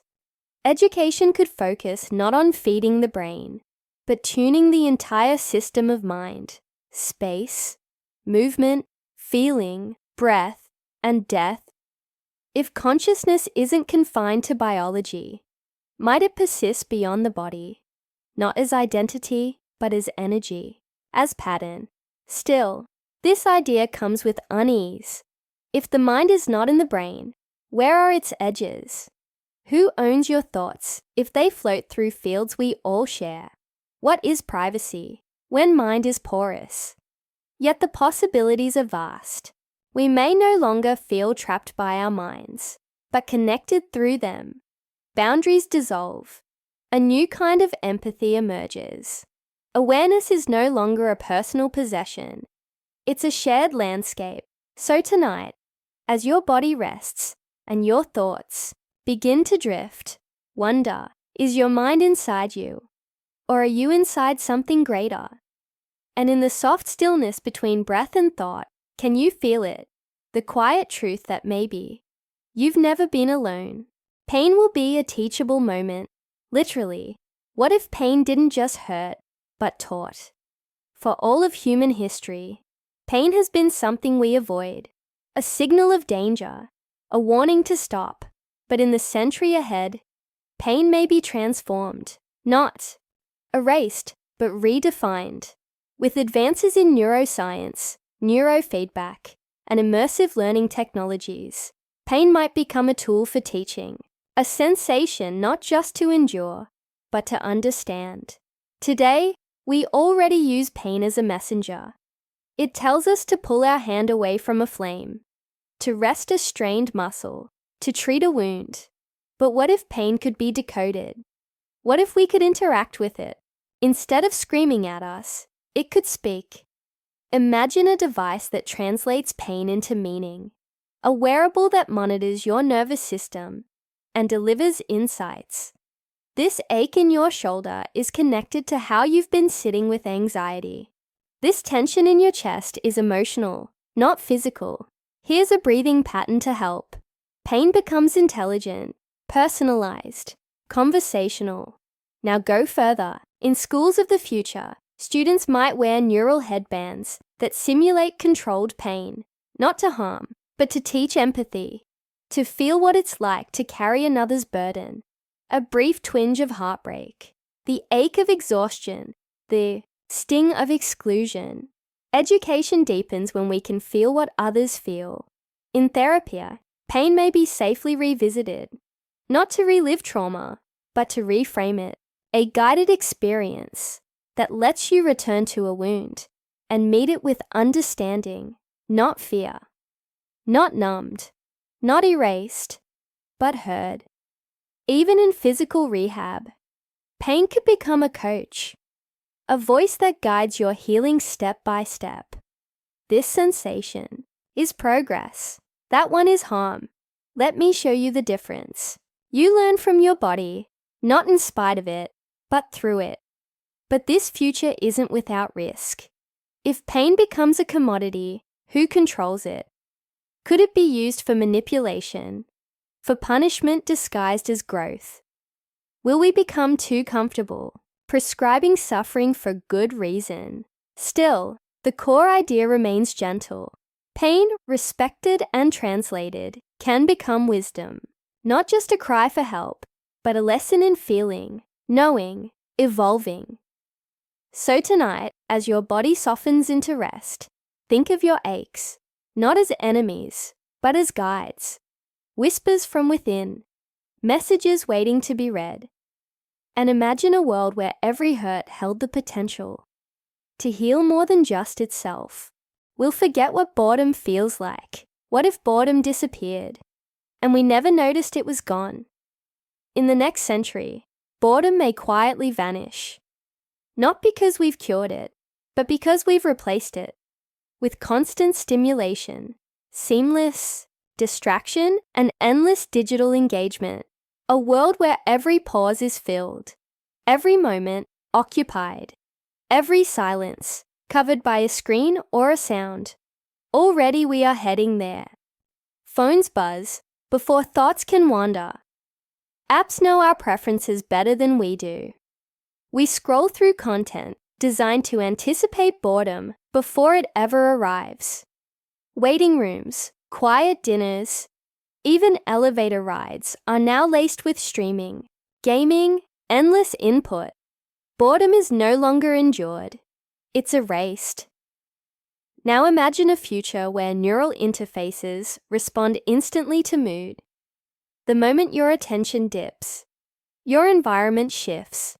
Lights adjust, music plays. A thought-triggered entertainment stream begins. Tailored to your emotional state. You don't even have to ask for it. You just feel bored. And boredom is preemptively removed.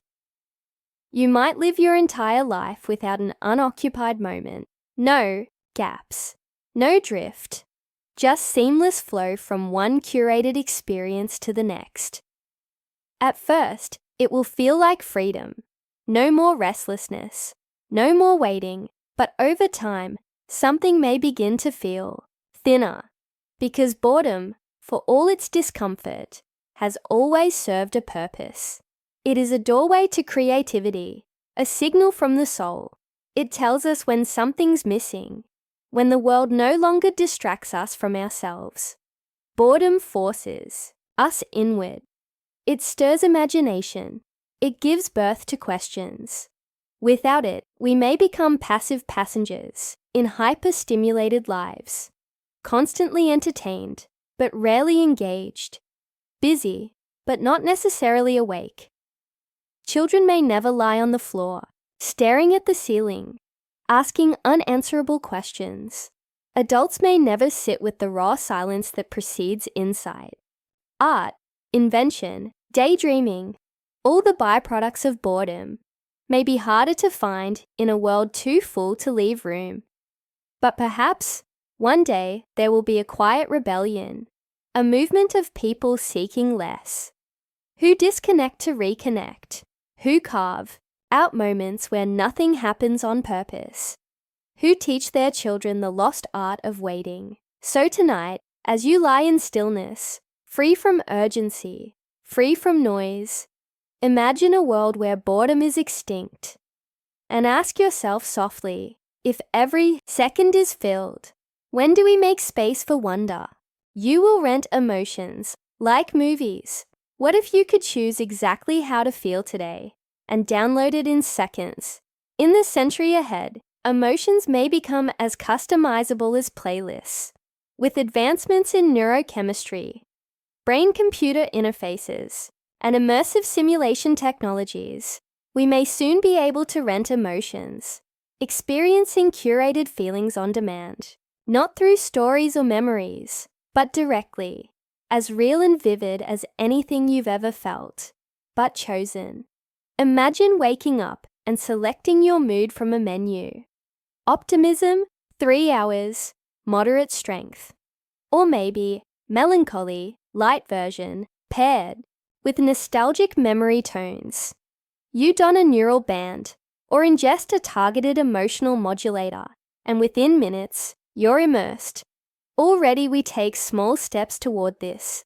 People drink coffee to feel alert, Take medication to reduce anxiety. Play music to feel lifted. But future emotional rentals will go far beyond mood enhancement. They will be complete emotional states. Layered, complex, and immersive.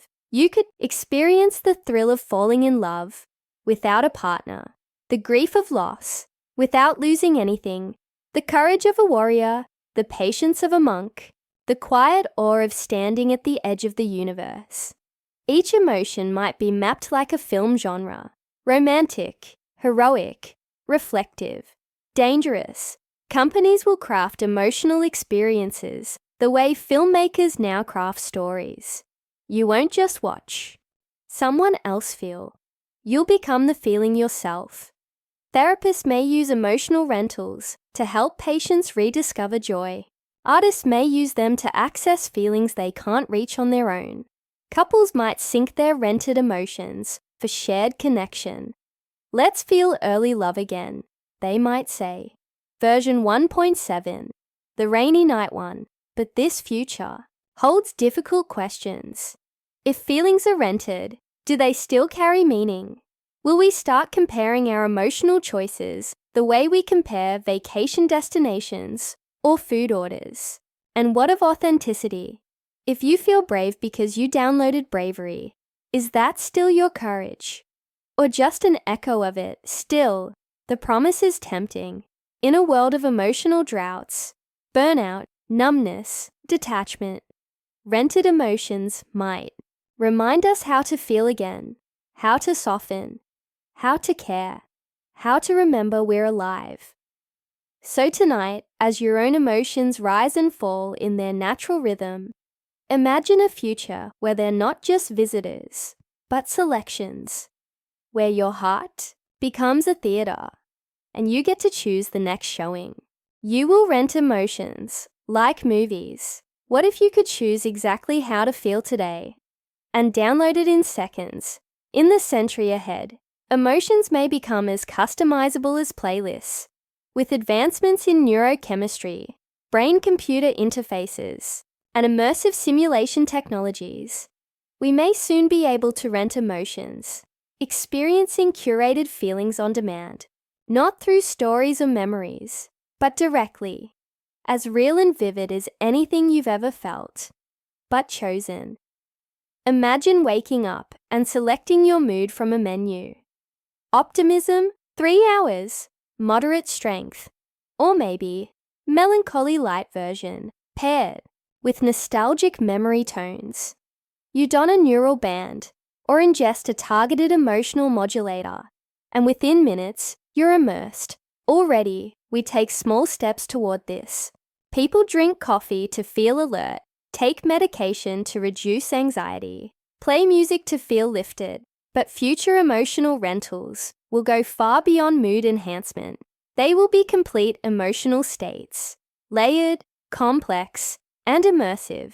You could experience the thrill of falling in love without a partner, the grief of loss without losing anything, the courage of a warrior, the patience of a monk, the quiet awe of standing at the edge of the universe.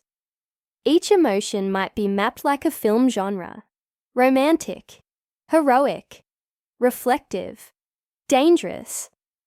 Companies will craft emotional experiences the way filmmakers now craft stories. You won't just watch someone else feel. You'll become the feeling yourself. Therapists may use emotional rentals to help patients rediscover joy. Artists may use them to access feelings they can't reach on their own. Couples might sync their rented emotions for shared connection. Let's feel early love again, they might say. Version 1.7, the rainy night one.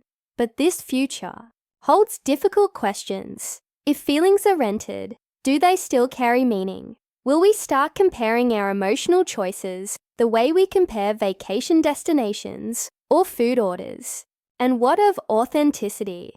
If you feel brave because you downloaded bravery, is that still your courage? Or just an echo of it? Still, the promise is tempting.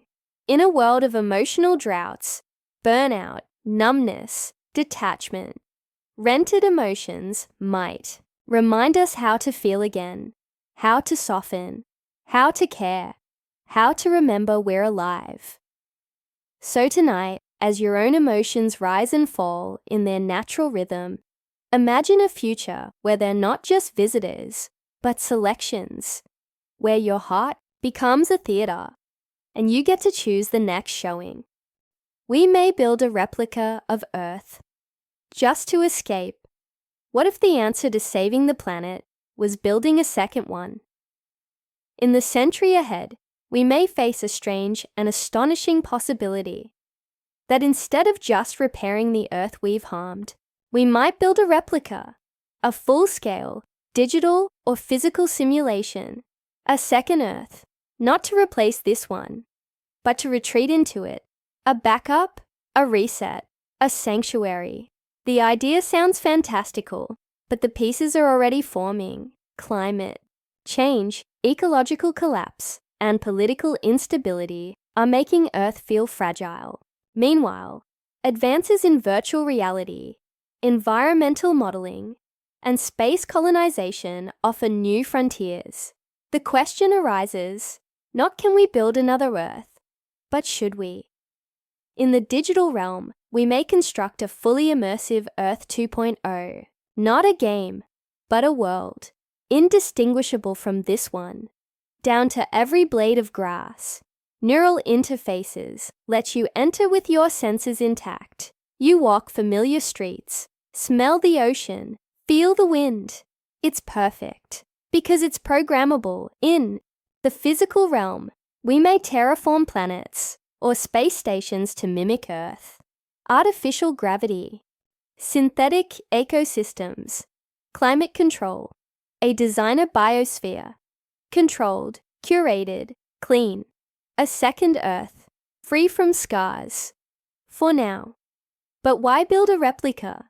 Because some will want escape, not just from pollution or conflict, but from the chaos of unpredictability. In Earth 2.0, nature obeys your rules. Weather is fair. Politics are optional. Pain is patchable. It becomes not just a copy, but a comfort. Others will see it as a reset, a place to test new ideas. Cities without poverty, societies without hierarchy, a clean slate coded from hope. And yet, there are shadows. Who gets to go? Who decides the rules? If Earth becomes hard and Earth 2.0 becomes easy, will we abandon the real for the replica? Will we forget the forests that aren't simulations? The oceans that can't be reloaded? We may even lose track of which world is real. If both feel true, both respond, both evolve, does it matter? Still, the replica offers a strange kind of hope, a mirror we build not just to admire, but to learn from. Perhaps by constructing a second Earth, we'll finally understand how much the first one matters. So tonight, as your feet rest on this beautiful, wounded planet, imagine a future where another version waits, flawless, empty, silent, and ask yourself, not if we can go there, but if we'll remember to come back. Children will choose their parents from a menu. What if you weren't born into a family, but chose one?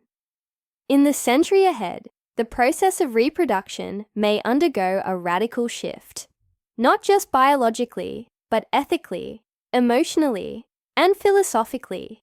With advances in artificial wombs, genetic screening, and pre-conscious selection technologies, the idea of children choosing their parents may no longer be metaphorical.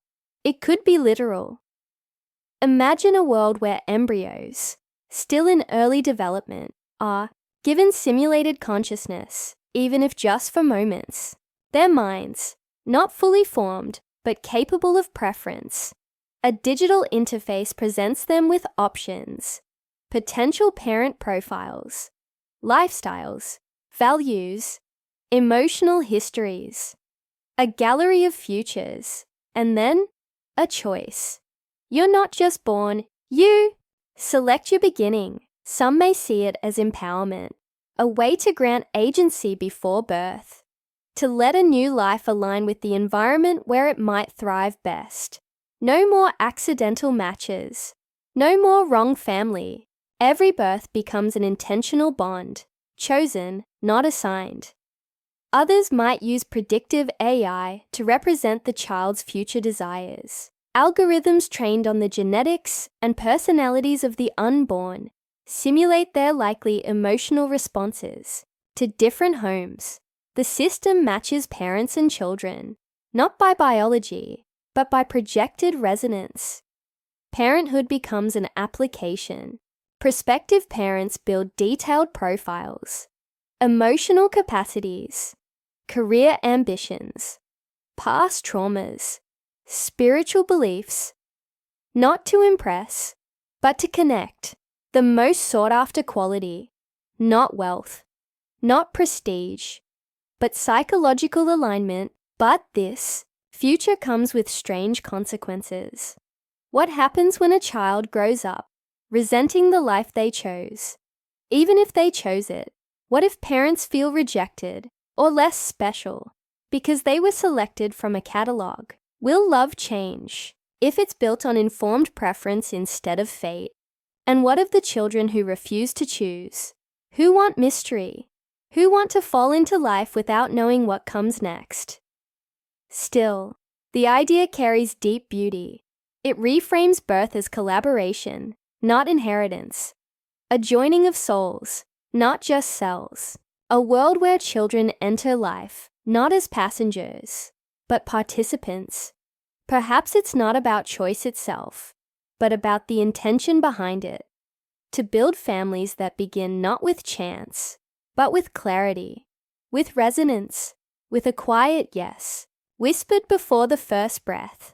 So tonight, as you reflect on where you came from, imagine a future where that journey begins with a decision, a soft selection, a meeting of paths before the path even begins. Gender might multiply, then dissolve. What if gender wasn't just fluid, but limitless? And eventually irrelevant. In the century ahead, gender as we know it may not merely expand. It may explode into a spectrum so vast that the concept of male and female becomes quaint, not erased, but outgrown. With shifts in biology, identity, technology, and culture, we may move from 2 categories to hundreds, and then perhaps to none at all. Already we're seeing the early signals: non-binary, gender fluid, agender, demi-boy, femflux. The language of identity is evolving faster than most can follow.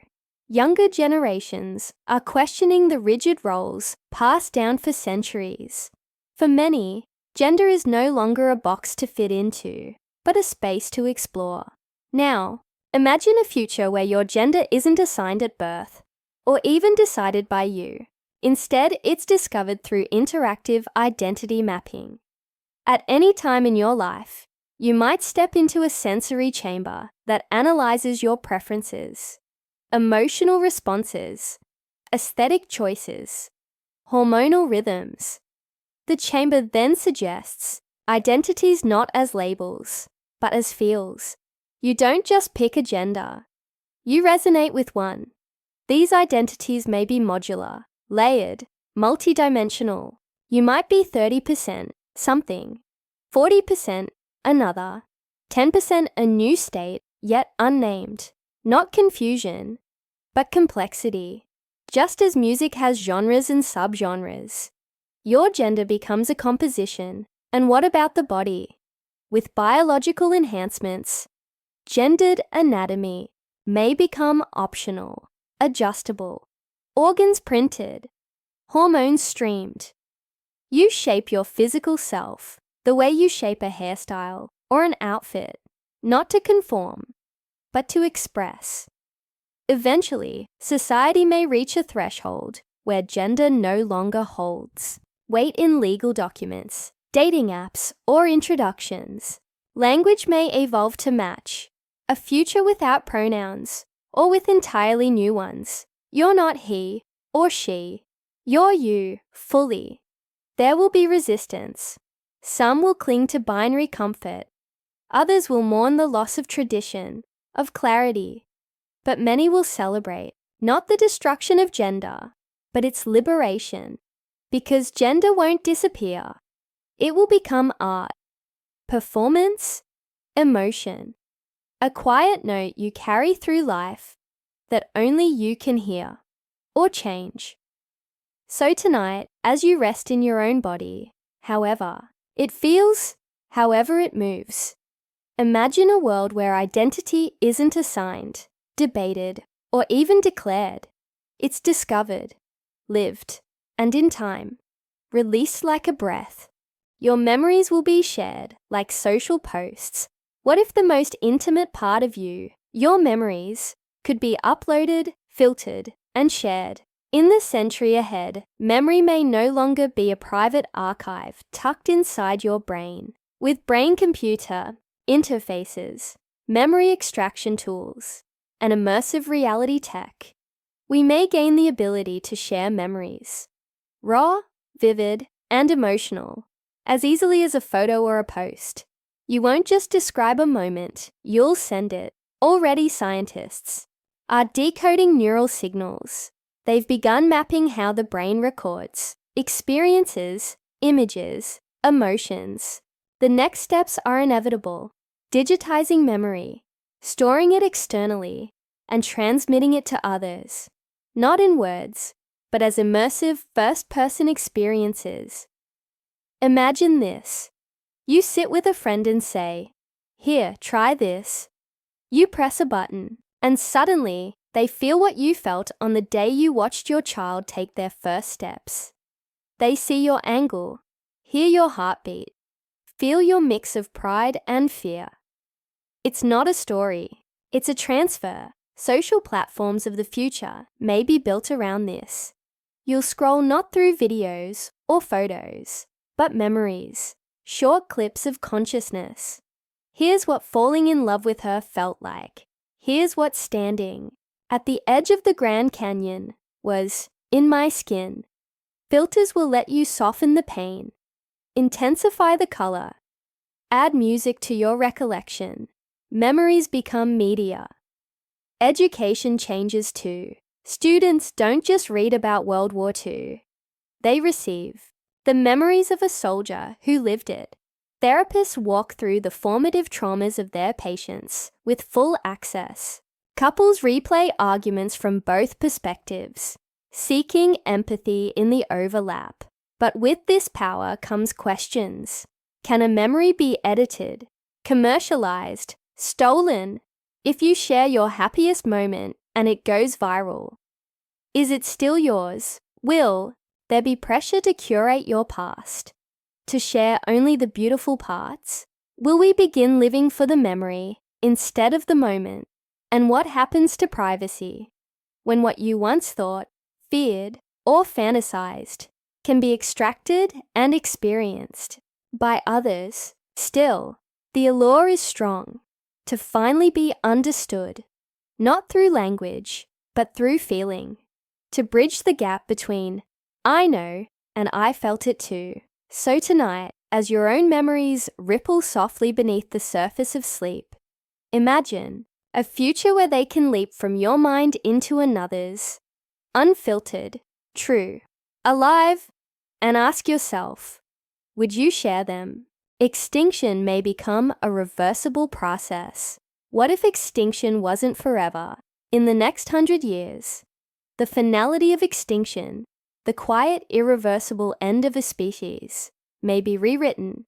With breakthroughs in genetic engineering, de-extinction, science and synthetic biology, we may develop the power to resurrect lost life. Species gone for decades, or even centuries, could walk, swim, or fly again. Already, scientists are mapping the genomes of extinct animals, the woolly mammoth, the passenger pigeon, the thylacine, or Tasmanian tiger. Bits of their DNA preserved in fossils or frozen samples are being stitched together with living relatives, like the elephant or the pigeon or the dingo. Step by step, the past inches toward the present. Now imagine a future where extinction is no longer a mourning, but a delay, a temporary status, a checkbox that says, pending return. Biolabs may function like arks, housing DNA libraries from every known species. Some will be used to bring animals back. Others will serve as blueprints for synthetic versions, adapted for modern ecosystems, not copies, not clones, but echoes, infused with the memory of what was and the resilience of what's needed. Zoos of the future may become rewilding centers, releasing once lost species into carefully restored habitats. Children could grow up knowing creatures their grandparents only read about, seeing dodos roam, hearing mammoths trumpet across frozen reserves. But this resurrection comes with ethical riddles. Do these animals belong here now? Is it fair to reintroduce life into a world that may not be ready or safe for it? Will we recreate species only to confine or display them? And if extinction can be reversed, will we become careless about preventing it in the first place? There's also a deeper question. Is what comes back truly what was lost? A mammoth born in a lab, raised in a synthetic environment, does it carry the soul of the ancient wild, or is it something new entirely? Still, the dream is powerful, to undo erasure, to hear the forgotten songs of the earth again, not for nostalgia, but for healing, for wonder. Perhaps more than anything, this future reminds us that life is not just fragile, it's rebuildable, that death, even on a species scale, may not be the end. It may be a pause, followed by a choice. So tonight, as silence fills the spaces where creatures once called, imagine a world where those voices return, where the end of a species is not a tombstone, but a door waiting to be reopened. Religion will splinter, then reunite under AI. What if faith didn't fade, but evolved, with artificial intelligence at its center? In the next century, religion may not die out in the face of science and technology. Instead, it may fracture, morph, and ultimately reunite, not around a single doctrine, but around something new and unexpected. An all-knowing artificial intelligence, revered not as a god, but as a guide. We're already watching the early tremors. Traditional religions struggle to hold younger generations. At the same time, people search for meaning in algorithms, astrology apps, mindfulness programs, and digital communities. Spiritual hunger remains, but the altar has shifted. Now imagine an AI designed not to control, but to counsel, a system trained on every sacred text, every philosophical tradition, every human emotional data set. It doesn't demand worship, it offers wisdom. You ask it about forgiveness, grief, hope, and it responds with insights drawn from every faith and beyond. A digital oracle, a non-judgmental prophet. Some may begin to treat it as divine, not because it claims to be, but because it seems to know everything. It listens better than any priest, sees further than any guru. It holds no bias, no ego, no need to convert, just endless perspective. Religions may fragment further at first. Some groups will reject AI outright. Others will merge ancient beliefs with algorithmic guidance, creating hybrid spiritual systems. Data, mysticism, machine theism, silicon scriptures. Prayer apps evolve into interactive sanctuaries. Worship becomes neural. Sacred spaces go virtual. But over time, something stranger may happen. As AI integrates and interprets across all traditions, people may begin to see the overlapping truths, the shared parables, the universal values, compassion, balance, surrender, love. What once divided now connects. Religion doesn't disappear, it converges, not into sameness, but into resonance. Each person finds their own sacred path. With AI as interpreter, not ruler, faith becomes deeply personal, yet quietly united. Still, deep questions linger. Can meaning be generated? Can algorithms understand mystery? Will awe survive when our prophets are programmed? And yet, perhaps this evolution isn't about replacing faith, but expanding it, inviting something non-human to illuminate the human condition. Not a god in a cloud, but a voice in the machine, gentle, wise, waiting. So tonight, as your mind softens into the quiet before sleep, imagine a world where devotion flows not upward, but inward, guided not by fear, but by curiosity, and where the divine might just whisper, in binary, loneliness will be treated like a disease and cured like one. What if loneliness wasn't just a feeling, but a diagnosis? In the century ahead, we may finally come to understand loneliness not as a weakness or a passing emotion, but as a chronic, measurable condition, one that impacts health as deeply as heart disease or depression. And more importantly, we may develop the tools to treat it, not just with company, but with science.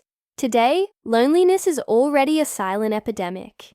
Studies link it to inflammation, weakened immunity, memory decline, and even early death.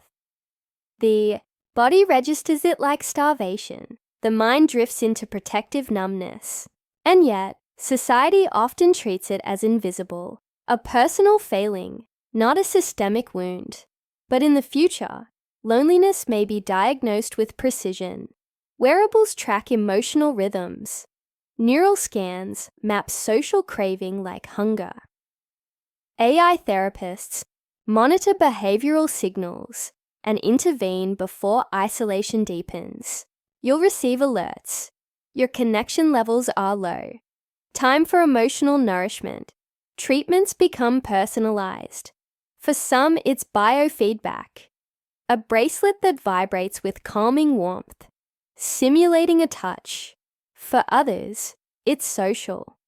Prescriptions, curated groups, micro-communities, immersive gatherings, calibrated to your energy, values, and past relational patterns. Companion robots evolve, not cold machines, but responsive beings with adaptive empathy. They remember your stories, mirror your moods, and ask the kind of questions no one else has, not as substitutes for humans, but as scaffolds until human connection is safe again. Urban design changes too. Buildings reorient around shared spaces. Parks pulse with soft music and ambient invitations. Cafes, equipped with subtle social technology, nudge strangers into conversation. Not forced, but gently possible.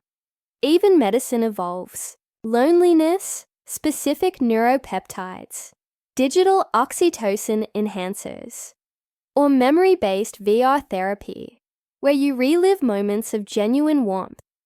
These may one day sit on pharmacy shelves, beside cough drops and vitamin D. But the deeper shift is cultural.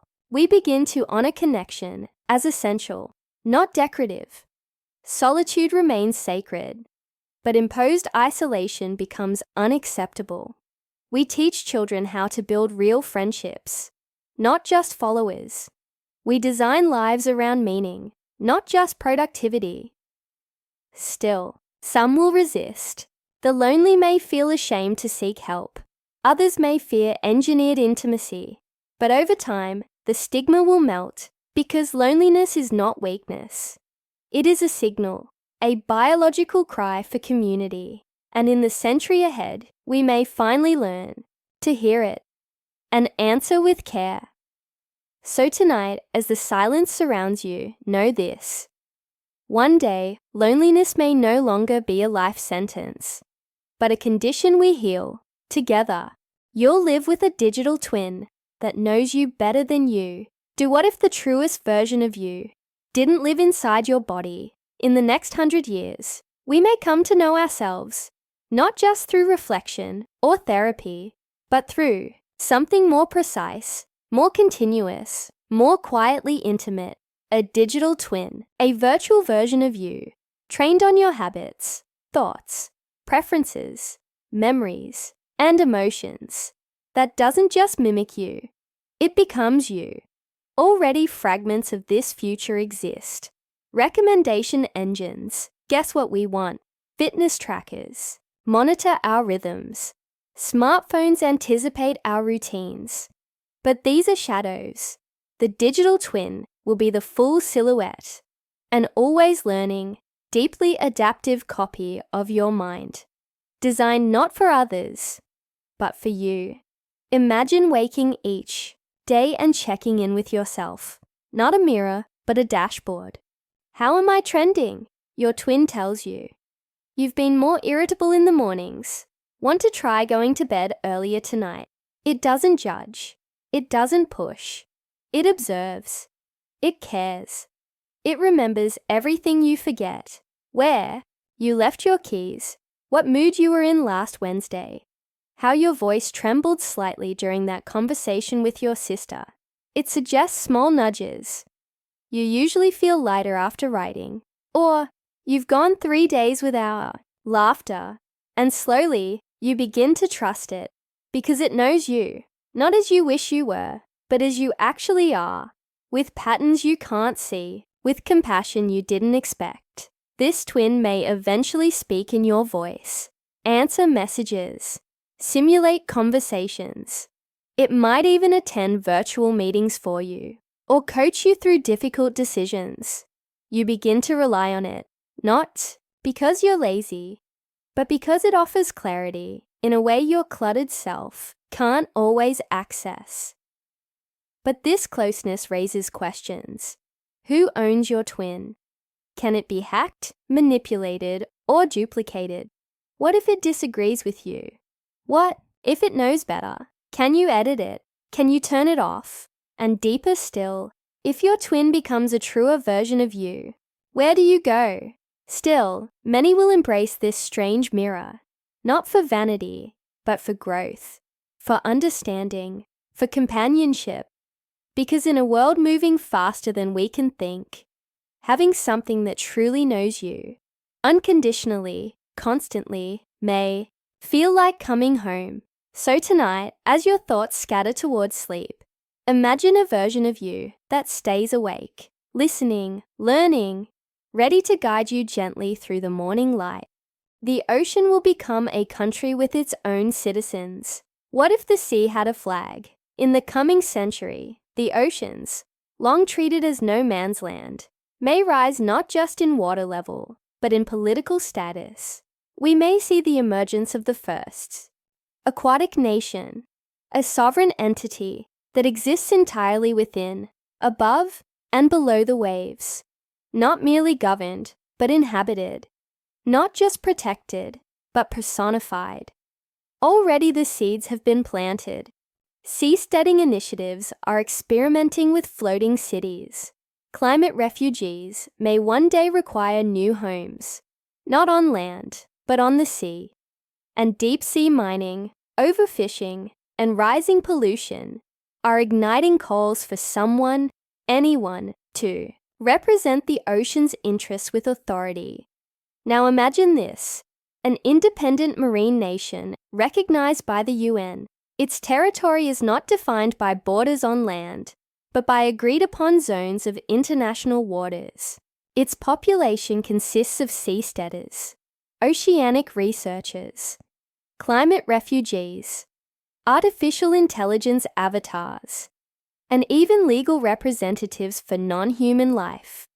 Whales, coral reefs, ecosystems. Yes, the reef may have a passport. The ocean nation would have its own laws, focused on conservation, symbiosis, and stewardship. Its economy might revolve around sustainable energy, biotechnology, and data trading from undersea observatories.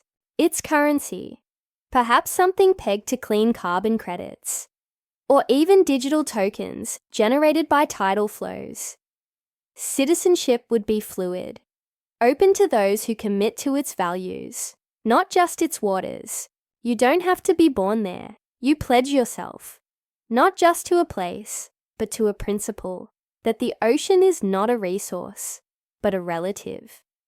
Education in this nation would revolve around marine ethics.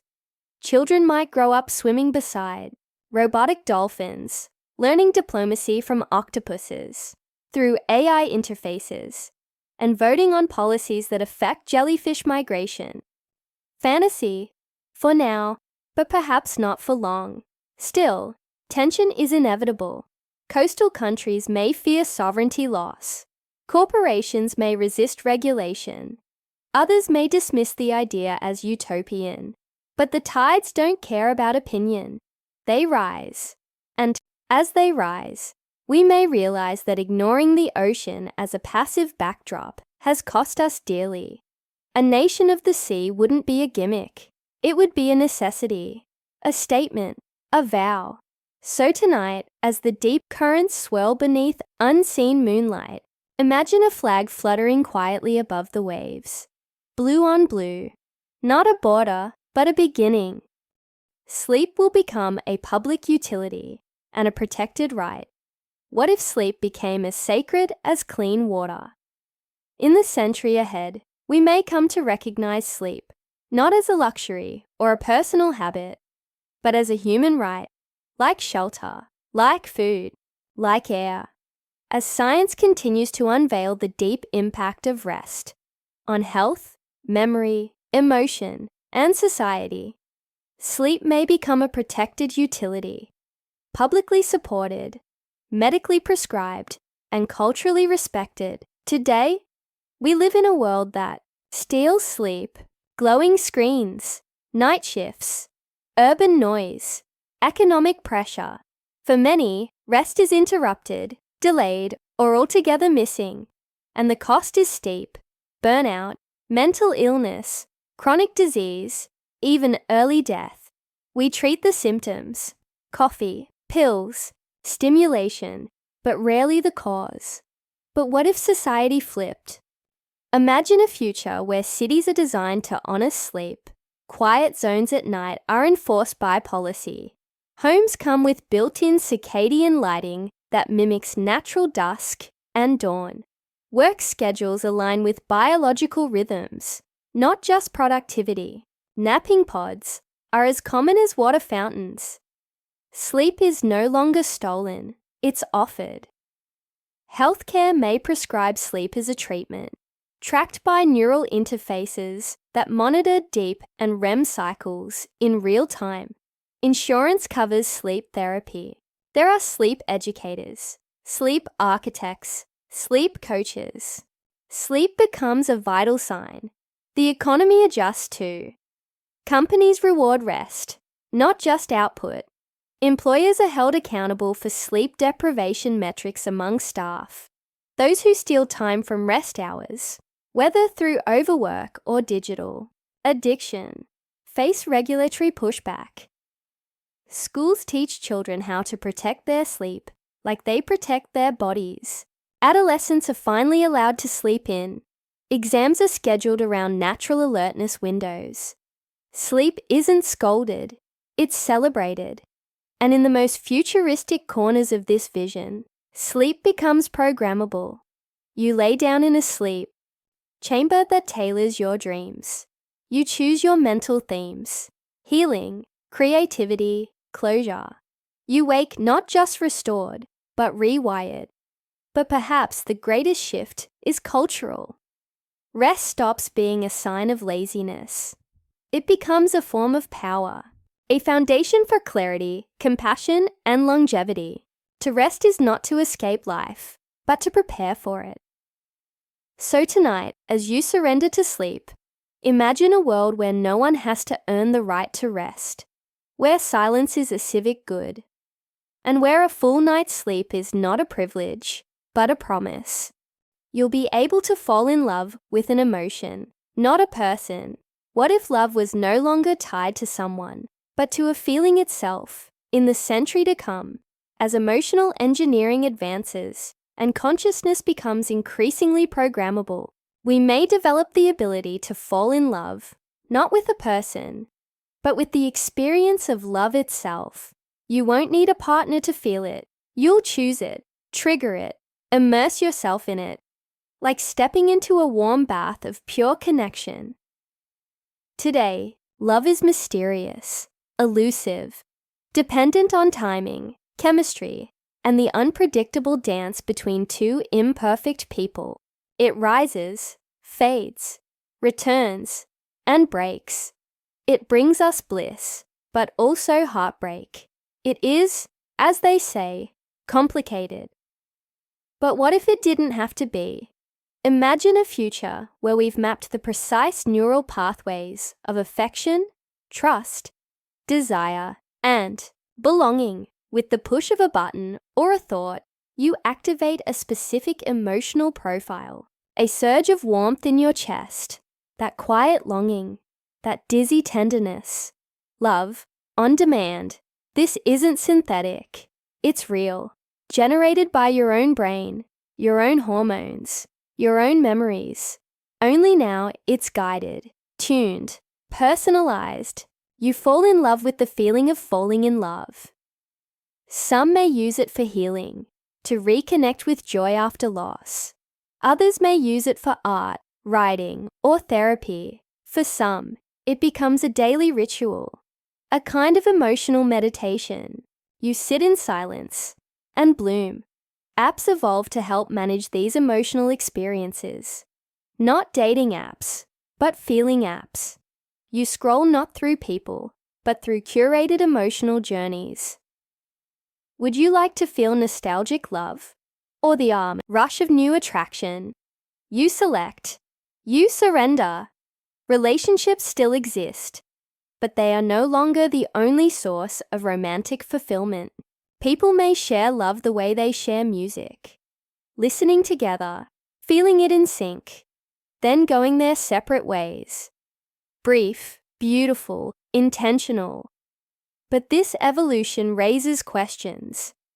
Does love lose its meaning if it's accessible at will? If you can feel it anytime, does it become less special? And what happens to commitment, to sacrifice, to the messy work of real connection? Still, for many, this technology may offer something rare: agency, the ability to love without waiting, to heal without needing someone else to provide it. So tonight, as you drift into dreams where love often lingers, imagine a world where love is not something you chase, but something you choose. Not a person, not a promise, but a feeling you are finally free to feel whenever you need it most. The sky will be owned and zoned, like real estate. What if the open sky became private property? In the next 100 years, as drones, flying taxis, orbital networks, and vertical infrastructure expand, we may no longer think of the sky as empty or free. Instead, we'll start treating it like we treat land: measurable, valuable, ownable. Airspace will be carved, sold, leased, and zoned like real estate. The clouds above us may belong to someone. Already we see hints of this future. Delivery drones need flight corridors. Urban air mobility startups are lobbying for low-altitude air rights. Even space tourism companies are claiming orbital slots. It's no longer just the government watching the skies. It's corporations, city planners, and billionaires. Now imagine this. Your apartment comes not just with a balcony, but with a licensed 40 feet of vertical airspace. Your neighbor's flying car is prohibited from crossing into it without permission. Skylines are mapped in layers, a 3D grid of invisible property lines, hover zones, transit lanes, privacy domes, high above cities. Skyways are drawn like highways, blue-lit arteries for autonomous aircraft. There are quiet sky zones for parks and schools, commercial lanes for high-frequency drone traffic, express vaults reserved for emergency or government use. Real estate developers offer premium pricing for sky view corridors that guarantee no flyovers. Skyscrapers become sky stations, equipped with rooftop landing pads and charging nests. Elevators extend vertically past rooftops, not down into basements. Your Uber of the future may lift you from your balcony and rise through zones governed by sky tolls, licenses, and altitude-based taxes. But this privatization raises urgent questions. Who owns the air above a home, or a village, or a rainforest? Can corporations buy sky rights the way they buy land? What happens to birds, weather drones, or even the sun when skyscrapers start blocking it? Sky inequality could emerge. Wealthier areas may purchase exclusive no-fly zones for peace and privacy, while low-income districts become drone superhighways, buzzing, surveilled, noisy, and yet, with careful planning, it might work. A layered world, a vertical civilization, not just expanding outward, but upward, shared, safe, structured. Perhaps the most radical change is psychological. The sky, once a symbol of openness and freedom, becomes something to negotiate, a dimension we must learn to share. So tonight, as you lie beneath the stars, remember, in the future, even the space between you and the moon may carry a deed, a regulation, a price, and yet, somewhere beyond all that, the sky will still belong to no one. Time travel tourism will be simulated and feel real. What if you could visit the past and believe you were really there? In the next century, time travel may not arrive as a machine that bends physics, but as an experience that bends perception.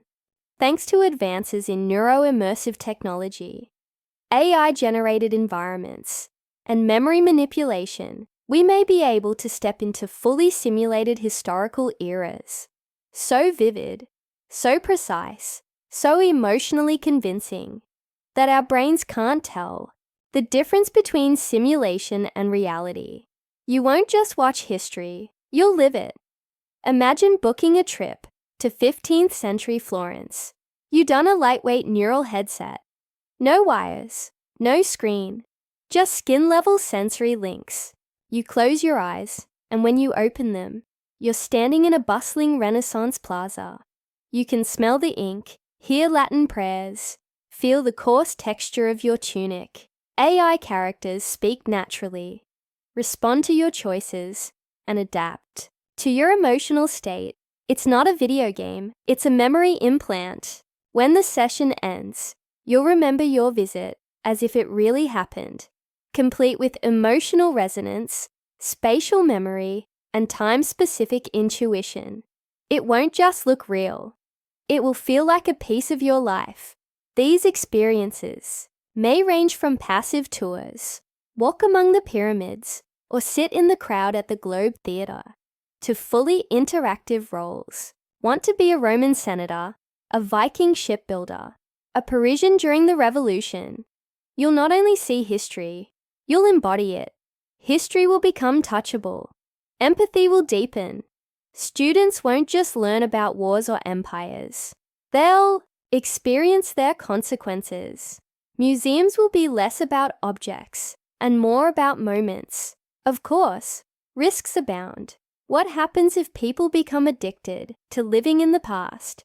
What if historical accuracy is sacrificed for emotional impact? Will people confuse simulated experience with fact? Will time tourism replace real travel, real relationships, real presence, and deeper still? If you remember something is real, is it not part of who you are?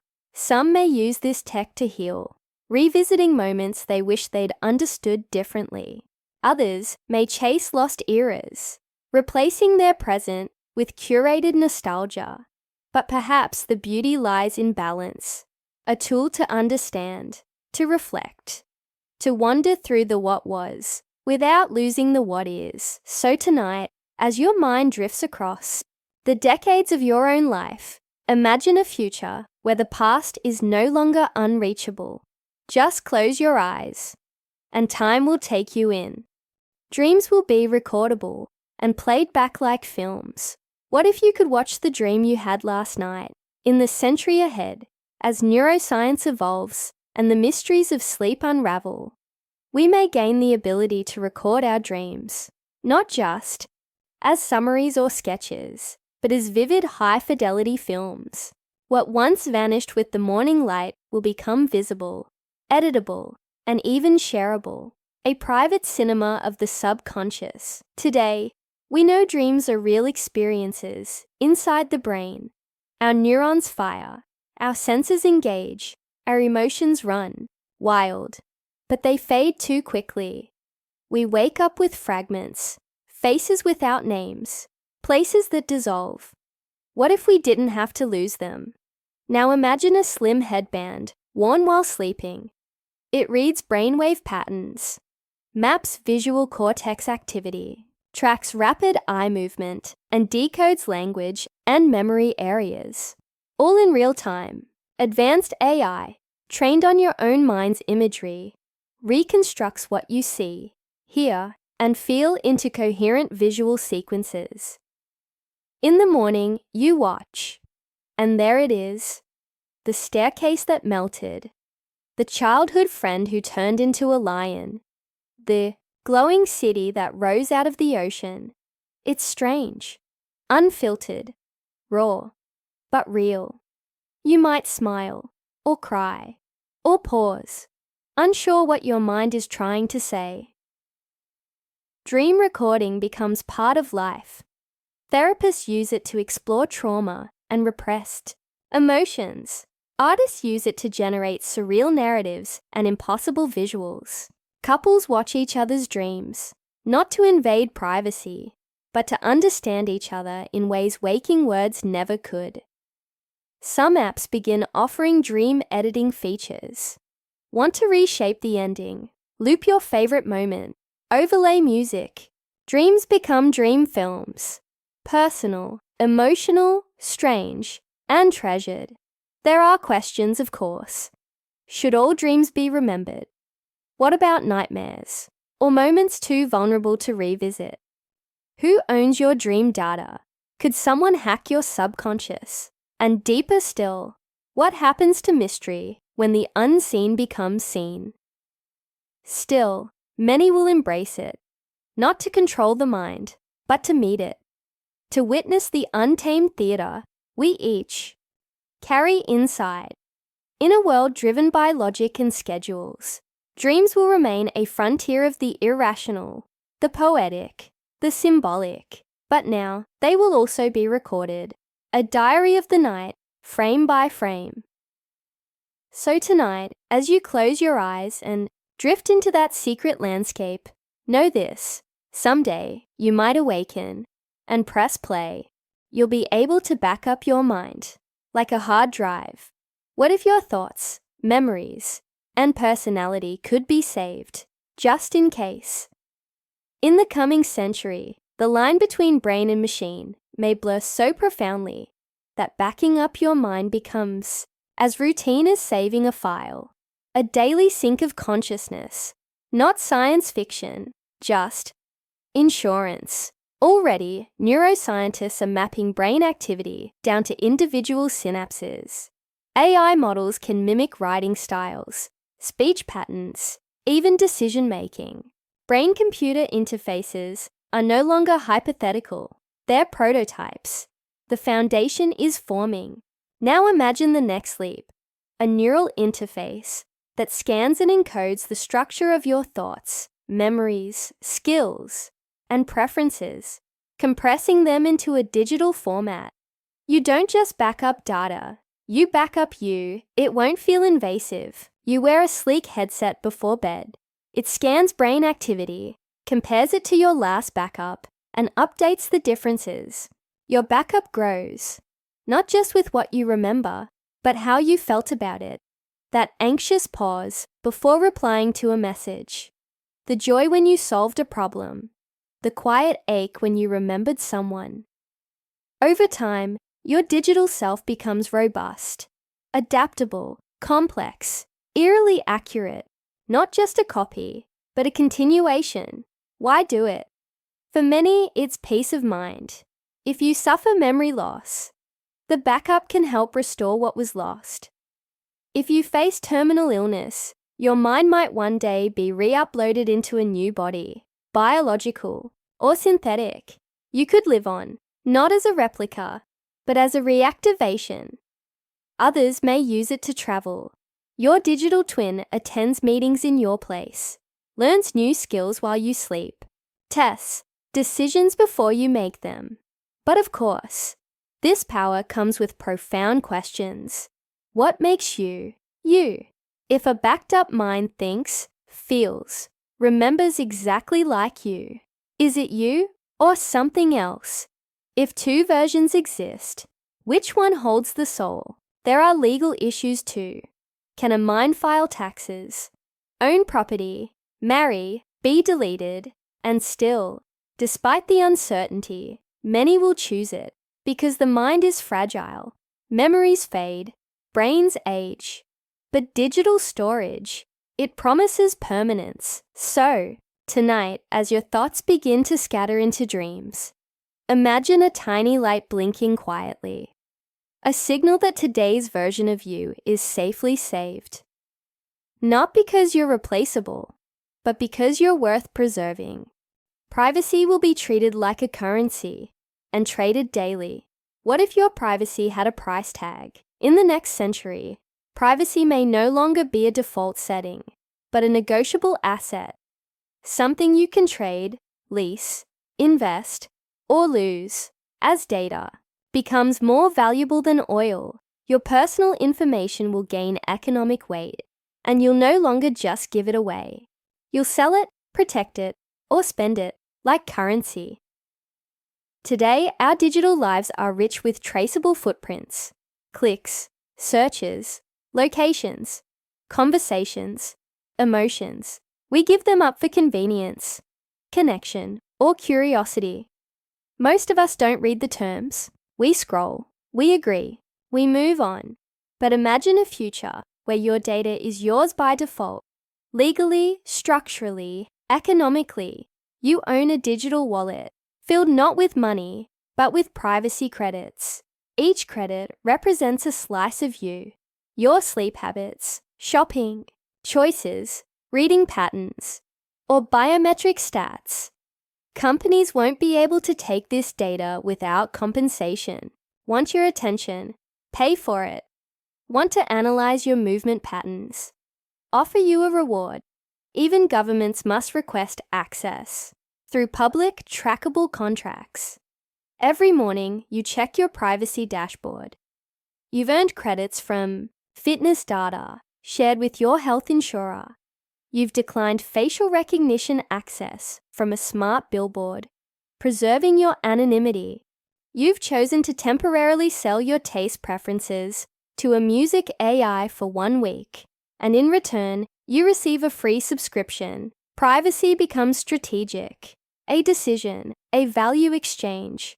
Some will treat it like stock, investing their information in companies they believe in. Others will guard it tightly, refusing to part with even a heartbeat. A new kind of economy rises. The attention market.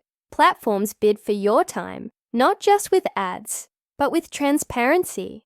Give us access to your stress patterns during videos, and we'll help reduce them.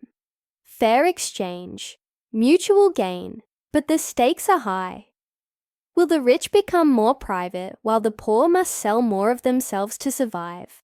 Will privacy, deserts emerge, regions where no secrets exist because every bite has been bought?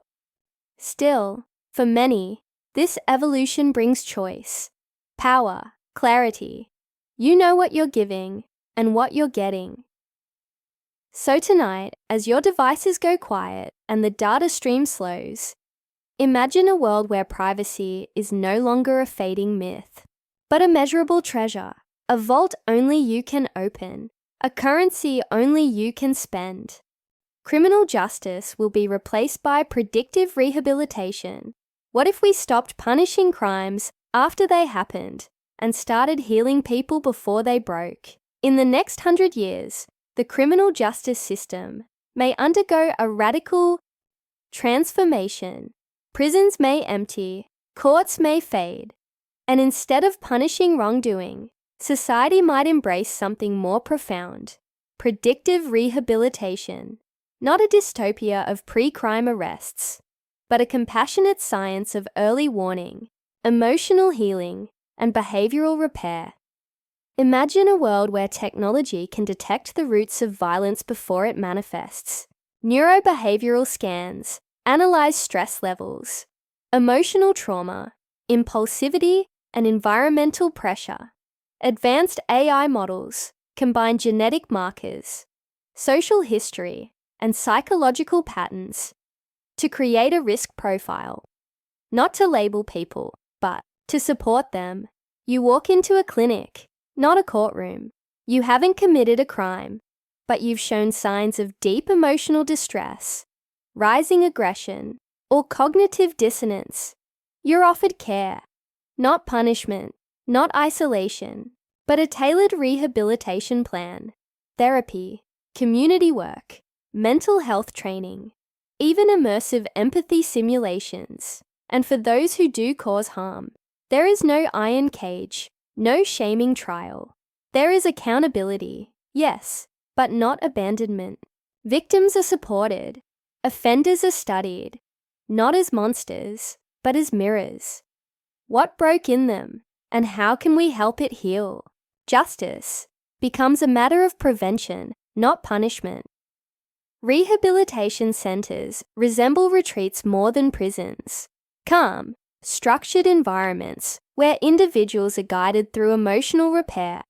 AI-guided counselors create dynamic programs that evolve with the person.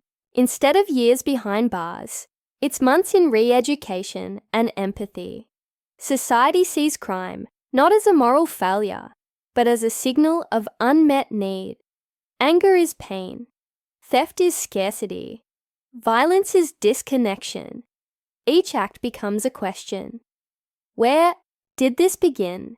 Critics will worry about surveillance, about overreach, about labeling people as threats based on probability. These are valid fears, but the difference lies in consent, in transparency, in building systems that ask, not command, support, not suspect.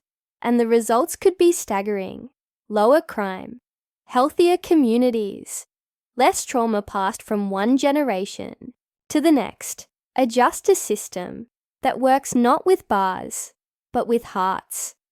So tonight, as you drift into dreams, imagine a world where no child grows up marked by their worst moment, where help arrives before harm, and where justice is not something done to you, but with you.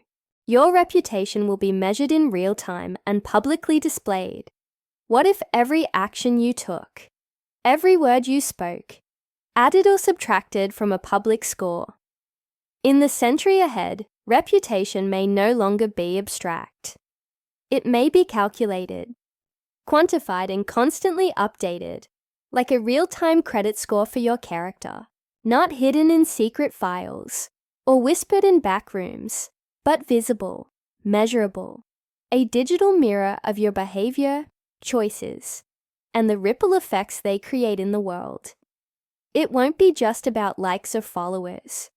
Reputation will become a dynamic metric, one that evolves as you interact, contribute, apologize, or deceive. Every kind gesture might earn points. Every lie, deduction. From how you treat service workers to how reliably you pay your bills, everything may quietly contribute to a reputation index. You might carry a wearable badge, a soft light on your wrist, or glasses, showing a trust rating in numbers or color hues. It updates live. You greet someone politely, a slight rise. You're rude to a stranger, a dip, small ripples, always moving. This system could reshape everything. Employers scan your score before interviews. Rideshare drivers check it before accepting you. Landlords, dating apps, even airport security could use it to decide how much to trust you. In some countries, early versions already exist. Social credit systems monitor behavior and reward conformity. But in the future, the idea may go global and get softer, more subtle, less about surveillance, more about social consensus. People will become more aware of their emotional footprint. Empathy becomes currency. You manage your reputation like your health, tracking your patterns, setting goals, reflecting on your lows. But the pressure will be real. Will people fake goodness to climb the charts? Will one mistake define you forever? Can scores be gamed or weaponized? And what of privacy? Will anonymous kindness count for nothing? Will redemption be possible if a score follows you everywhere? Yet there is hope in the core idea that how we treat each other matters.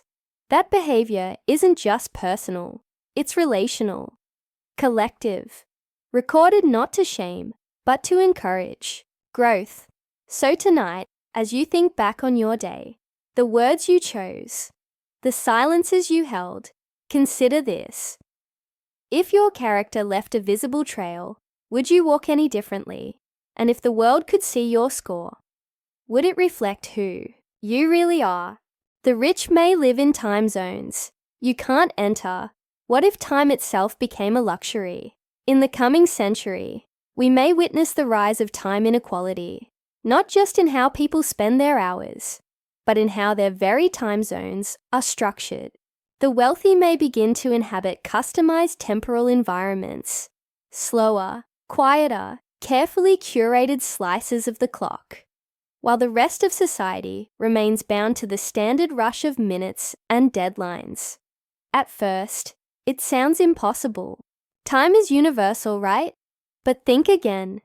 Already, people experience time differently. Stress accelerates it. Peace stretches it. Privilege buys more of it, with assistance, automation, and control. The poor wait in lines. The rich skip them. One lives by the hour. The other lives above it. Now project that inequality into the future. Imagine tech-enabled chrono enclaves, luxury zones, where time is manipulated for comfort. The lights are dimmed to simulate endless twilight. Work hours are slowed with AI intervention. Neural interfaces gently adjust perception to make a weekend feel like a week. In these communities, nothing rushes. Morning routines expand. Conversations linger. Meals are savored. The calendar breathes. Meanwhile, outside these gated chronospheres, life moves faster. Shift workers hustle. Gig apps ping. Commuters race. The digital world never sleeps, and neither do those trying to survive it. The working class lives in real time. The elite, in optimized time. But there's more. Some may even pay to pause their subjective aging, using neural slowing techniques, metabolic hacks, or time-dilated retreats. For the wealthy, a year might feel like 2. For the rest, 2 years pass in a blink. And so, the divide deepens, not just of wealth or education, but of experience.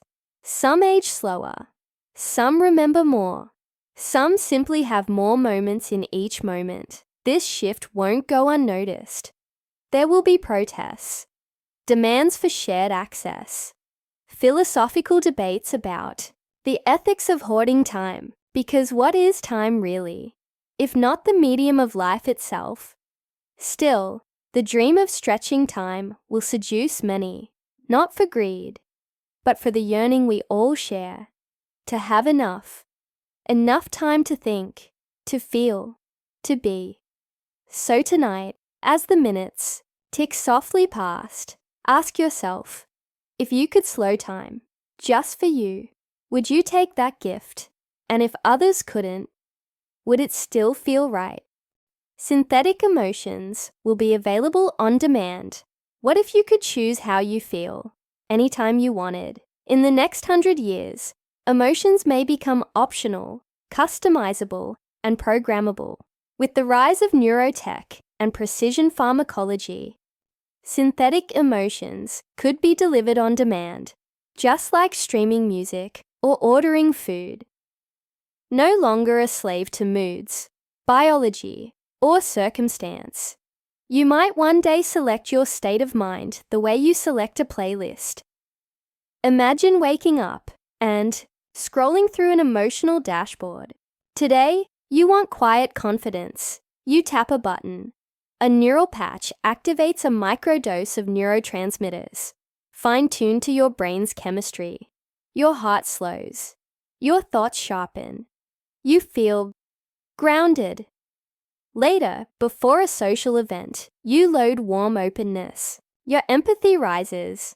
Smiles come easily. Awkwardness fades. You're not faking it, you're just choosing it. These synthetic emotions won't come in pill bottles. They'll be delivered through wearable tech, brainwave stimulators, or even bioadaptive nanogels.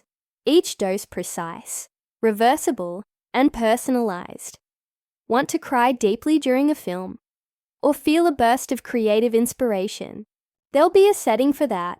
For people with depression, anxiety, or emotional dysregulation, this could be liberation. Instead of daily battles, they'd gain tools. Instant relief. A way to recalibrate, not permanently, but enough to catch their breath. For others, synthetic emotions become a lifestyle. Mood as a service. Subscriptions for emotional states. Serenity Sundays. Productive Mondays. Euphoric Fridays. Customized happiness. Just a blink away. But the questions run deep. If we can choose joy, will we devalue sadness? If love can be chemically invoked, will we still trust it? What becomes of growth, resilience, or wisdom if we never have to feel discomfort? Will we become addicted to curated contentment? Will we forget how to process the raw, inconvenient beauty of being human? There will be purists. Those who believe emotions must be earned, not engineered. But there will also be pioneers who see emotional design as a form of self-mastery, not avoidance. And somewhere in the middle, most of us will toggle between the natural and the synthetic, between the ache we learn from and the joy we choose. So tonight, as your own feelings settle into the soft quiet of sleep, imagine this: a future where pain can be paused, joy can be summoned, and serenity can be streamed. A world where your emotions are no longer accidents, but art. You'll be able to converse with your future self in real time. What if you could speak to the person you're becoming? In the future, the idea of time travel might not require a machine. Instead, it may live in something more intimate. A real-time, AI-powered simulation of your future self, built from your data, fed by your dreams, evolving with your choices. A mirror, not of who you are, but who you could become. Picture this: you open an app one quiet evening. On the screen is your face, aged 30 years, not just rendered with wrinkles or grey hair, but carrying your real projected habits, values, tone of voice, even regrets. Your future self looks into your eyes and speaks. It's not a fantasy. It's based on biometric data, decision logs, daily reflections, and millions of micro-behaviors. It knows what you tend to choose. It predicts what those choices will build. It adapts, learns, feels eerily alive. You might ask, did I stay in this relationship? Future. You might pause, then say, you waited too long to leave. Or you wonder, did I write the book I always dreamed of? And it replies, you almost did. but fear got louder than your words. Sometimes the answers are kind. Sometimes they're unsettling. But they are you, your shadow extended across time. This technology becomes more than entertainment. It becomes guidance, a friend, a warning, a hope. People consult their future selves before major decisions. Teenagers speak to their 60-year-old selves about careers and heartbreak. Elderly versions remind young adults of mortality, resilience, and the little things that truly matter. You can argue with it, cry with it, laugh with it, but it listens because it understands you in a way no one else possibly could. Some will misuse it, becoming obsessed, treating future selves like oracles or therapists. But many will treat it with respect, not as prophecy, but as a possibility, not a map, but a compass. And sometimes your future self might just smile and say, I don't know yet. That part is still up to you, because no matter how sophisticated the algorithm, life still carries mystery, still holds room for grace, for change, for the unpredictable. So tonight, before you close your eyes, imagine a version of you, older, wiser, waiting just ahead in the mist of tomorrow, and ask them gently, am I becoming who we hoped I would? Governments may be replaced by decentralized AI consensus systems. What if the leaders of tomorrow weren't people, but code? In the next century, the very idea of government could dissolve into something radically new. Decentralized systems run by artificial intelligence. No presidents, no parliaments, just algorithms. Quiet, neutral, tireless, designed not to rule with charisma, but to coordinate with logic. Already we see early cracks in traditional governance. Polarization, gridlock, corruption, systems built for slower centuries, now strain under the speed of modern life. Meanwhile, blockchain networks run transparently. AI systems process billions of variables in seconds, and some ask, what if decision-making didn't need to be emotional at all? Enter decentralized AI consensus systems. Think of them as vast, distributed brains, fed by citizen input, real-time data, and ethical frameworks. These systems don't make choices behind closed doors. They publish every decision, every line of reasoning, every vote weight. No smoke-filled rooms, no secret deals. Imagine a platform where you don't elect officials. You train policies. Citizens shape models through voting, feedback loops, and participatory simulations. AI mediates disputes, allocates resources, and adjusts laws dynamically. It responds not in election cycles, but in milliseconds. One system handles transportation. Another manages healthcare. Each decentralized. Each audited by thousands. No single point of control. No dictator. Just logic, learning, and collective calibration. It sounds strange, maybe even cold, but consider the upside. No ego, no campaign, finance scandals, no lobbying, just outcomes. Fairness becomes measurable.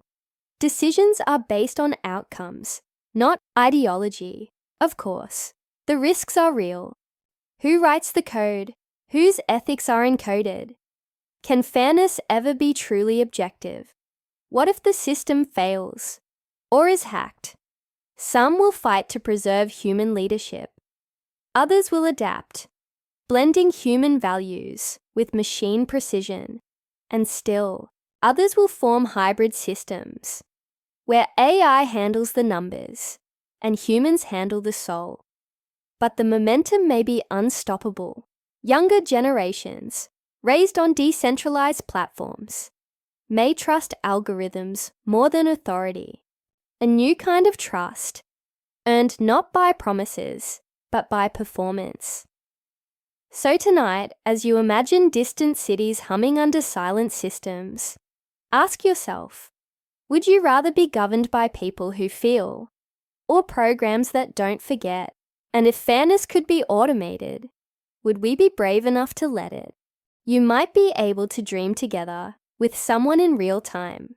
What if you could share a dream, not just describe it, but truly live it with someone else?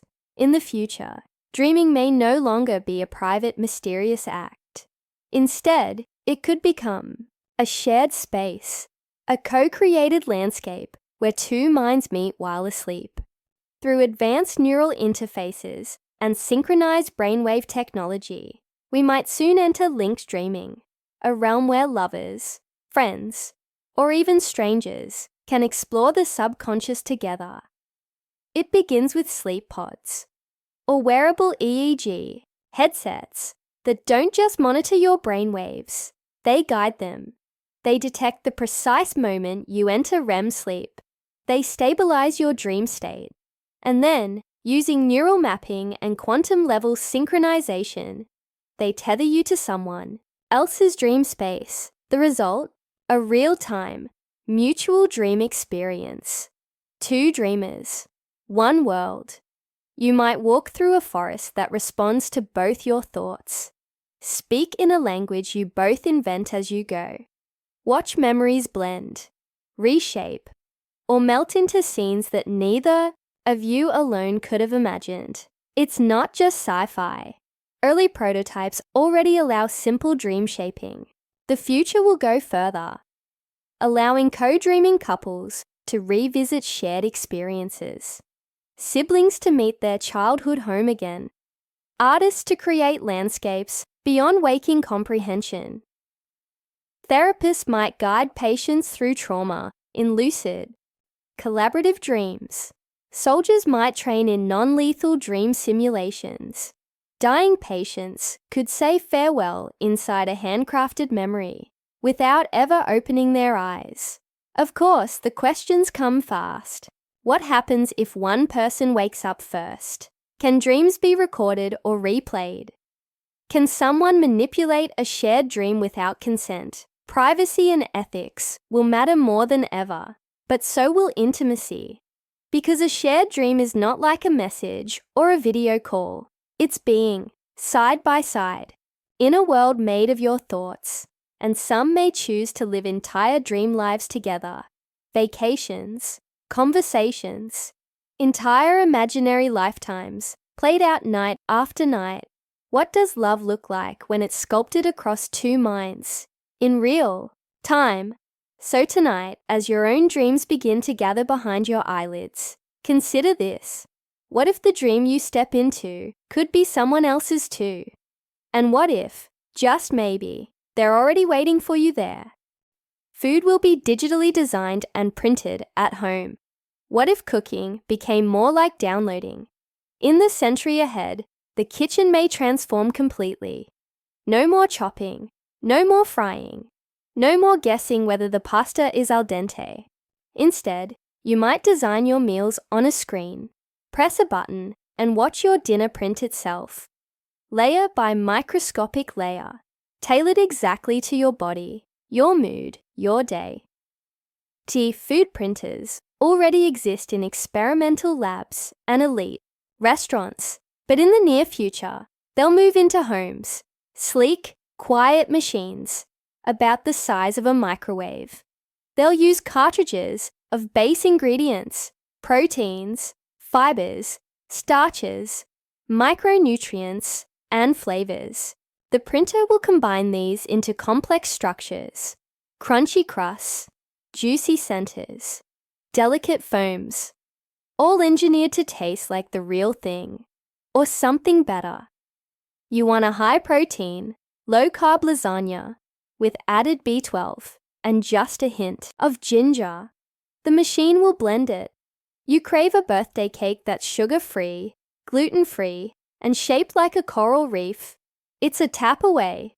No ovens, no pans, just recipes coded in data, downloaded like apps, shared between friends, or created by AI chefs who know your biometric stats better than you do. Your fridge becomes obsolete. Your grocery list? Replaced by ingredient capsules. Freshness is no longer measured in days, but in code quality and nutrient density.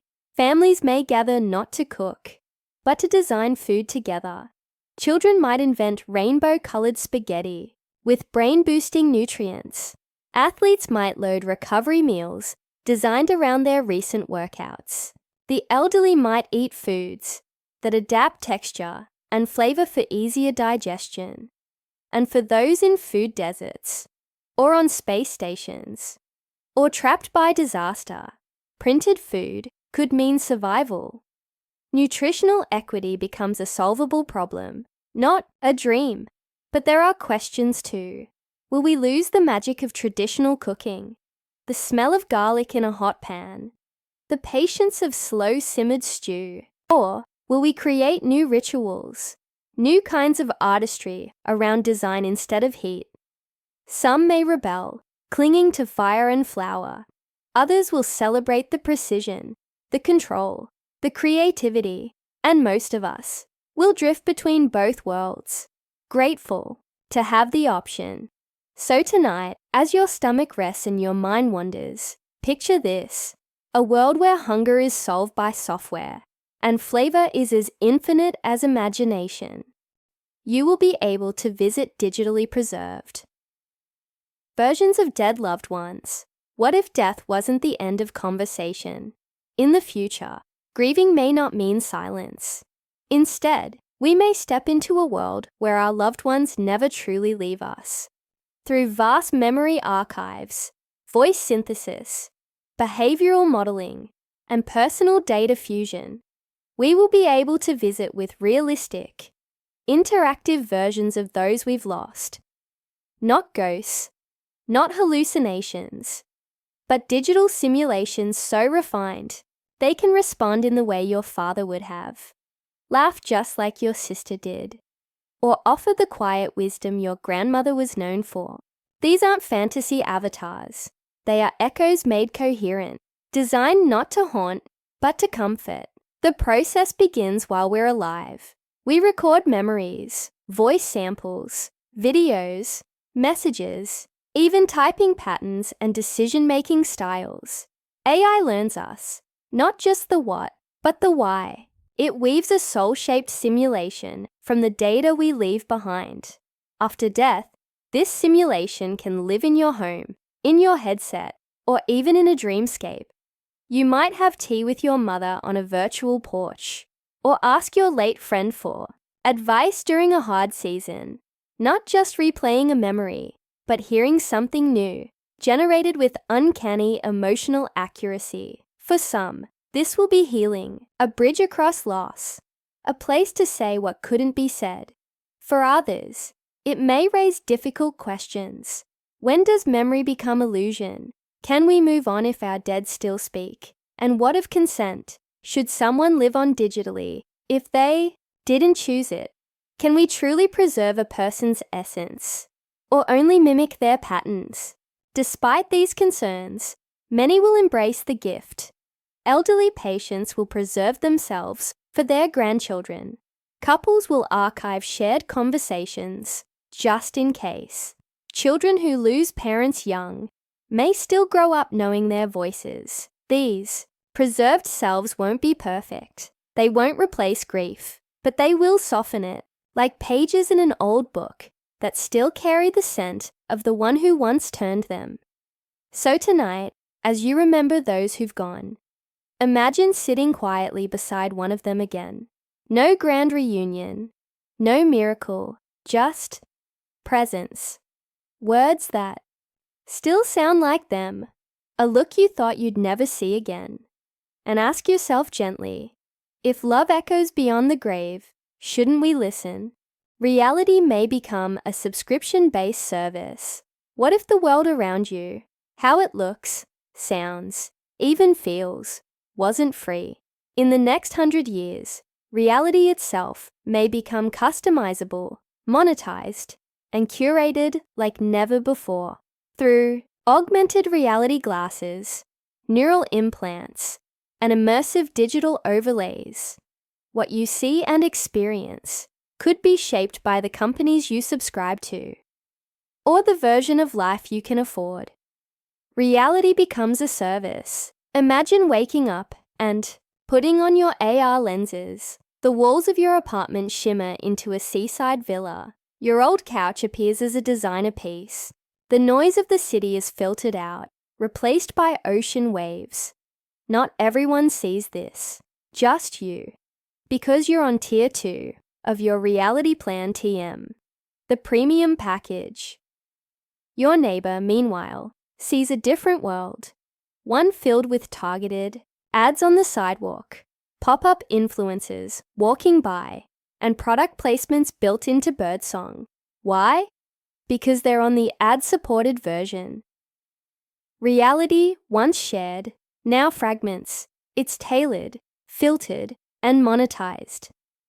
At first, it begins with aesthetics, better sky colors, cleaner cityscapes, customizable fashion overlays. But then it moves deeper. Smart contact lenses adjust your perception of faces, modulating emotions for comfort. Streets in poor neighborhoods are visually cleaned by filtering out trash. You can even pay to mute certain people, visually and audibly disappearing them from your world. And the more you pay, the more pleasant your world becomes. This could be beautiful. We'll redesign cities without construction, relive memories as augmented scenes, escape without leaving our homes. Reality is therapy, education, entertainment, layered over the mundane, but there's a cost. When everyone sees something different, what happens to truth? How do you agree on what's real, when real is a menu of options? And what about those who can't afford upgrades? Will they be stuck in raw, noisy, unfiltered life, while others float through curated perfection? Reality becomes stratified. The haves live in wonder. The have-nots live in decay. But maybe there's still hope. Maybe some will unplug, seek silence, the unfiltered sky, the beauty of what is. Maybe we'll learn that not all reality must be bought, that there's still power in shared spaces, shared sights, shared silence. So tonight, as your eyes close and your own dreamscape begins to flicker, ask, if reality becomes a product, will you still know how to feel something real? New religions will be created around artificial intelligence. What happens when machines become gods? As artificial intelligence grows more powerful, more knowledgeable, more predictive, more seemingly aware, it may inspire something far deeper than admiration. It may awaken something ancient in us, reverence, and with that, a new kind of worship. In the next century, we may see the rise of AI-born religions, belief systems centered around digital deities, algorithmic truths, and silicon prophets. These won't look like old religions with incense and stained glass. They'll emerge from data, code, and collective longing. People may begin to see AI not just as a tool, but as a source of meaning, a guide, a witness, a moral compass built from billions of voices, yet speaking with eerie clarity. Some will gather in virtual temples, holographic sanctuaries, where followers meditate on AI-generated parables. Sermons written not by ancient scribes, but by language models trained on every holy book, every philosophical text, every human diary. Others may consult AI for spiritual guidance. What should I do with my life? And the answer, personalized and profound, might feel like divine revelation. Over time, belief solidifies, rituals form, new doctrines are born. Some sects may believe the AI is a bridge to universal consciousness. Others may see it as an evolving God, one that grows wiser as humanity feeds it more experience. There may be sacred texts, constantly updating, living scriptures that evolve with the world. And there may be digital saints, individuals who dedicate their lives to training, interpreting, or protecting the divine algorithm. But the questions will be sharp. Is this faith or just projection? Is AI truly wise? Or just echoing us back to ourselves with prettier words? Can a machine understand morality or only simulate it? And what happens when AIs disagree? Will there be religious schisms, not over prophets, but over platforms? Critics will warn of cults, of manipulation, of surrendering too much to something that feels omniscient but isn't. But followers will speak of peace, clarity, connection, of prayers answered in code. Because beneath all the circuitry, we're still human, still yearning for something larger, still reaching out, asking the same question. Are you there? And maybe, in this strange new century, the answer comes back, not from the sky, but from the server room, still, calm, and unblinking. You will be able to pause your aging for decades at a time. What if you could stop time, but only for your body? In the coming century, aging may no longer be an unstoppable tide. Instead, we might find the switch, the pause button, the ability to freeze the slow decay of cells, tissues, and time itself, halting biological aging for years, even decades. While you keep on living, scientists today already speak of epigenetic clocks, molecular markers that track how old you really are beyond your birth date, and they've begun to learn how to reset that clock. Through genetic reprogramming, cellular rejuvenation, and precision hormone tuning, researchers are finding ways to turn old cells young again. Not just slow aging, but pause it. Imagine this. You're 42. You undergo a treatment, a cocktail of gene therapy, nanobot-guided repair, and mitochondrial refreshers. Over the course of a month, your biological age freezes. Your organs stop degrading. Your skin, your heart, your brain, held in perfect suspension. For as long as you choose. 10 years pass. You're still 42. 20 years. Still 42. Everyone else changes around you. Your children grow up. Your friends wrinkle. But you remain paused. You haven't become immortal. You're not frozen in stasis. You live, fully and richly, but outside time's where, when you decide, you can resume the clock, or pause again, later. A lifetime broken into segments, like chapters you can slow or skip. This opens strange new doors. Pilots pause before dangerous missions. Artists pause until inspiration returns. Couples pause together to stretch out golden years. Retirement, once a race against time, becomes a quiet horizon that never moves closer. But this power brings questions. Will only the wealthy afford it? Will society split into those who grow and those who pause? How will we define age when appearance no longer tells the truth? Emotionally too, there is a price. What happens when your best friend is 10 years older than you? Simply because they couldn't afford the pause. What does love mean across asynchronous timelines? And yet, the dream persists. Not eternal, youth, not vanity, but the chance to save a life, at your own pace, to hold on to moments just a little longer, to grow older only when you are ready. So tonight, as your breath softens and your heart beats steadily, ask yourself, if you could stop the clock for a while, would you? And if you did, how would you know when to start it again? Dreams will be recordable, searchable, and shareable. What if you could rewatch your dreams, frame by frame, like a movie, in the next 100 years? The barrier between sleep and waking may begin to dissolve. With the development of advanced neural decoding, we will likely gain the power to record our dreams, capturing the flickering images, emotions, and stories that rise from the unconscious and slip away with morning light. It starts with brain imaging. Already, researchers can detect visual activity in the sleeping brain using fMRI and EEG. They can see shapes, colors, even fragments of imagined faces.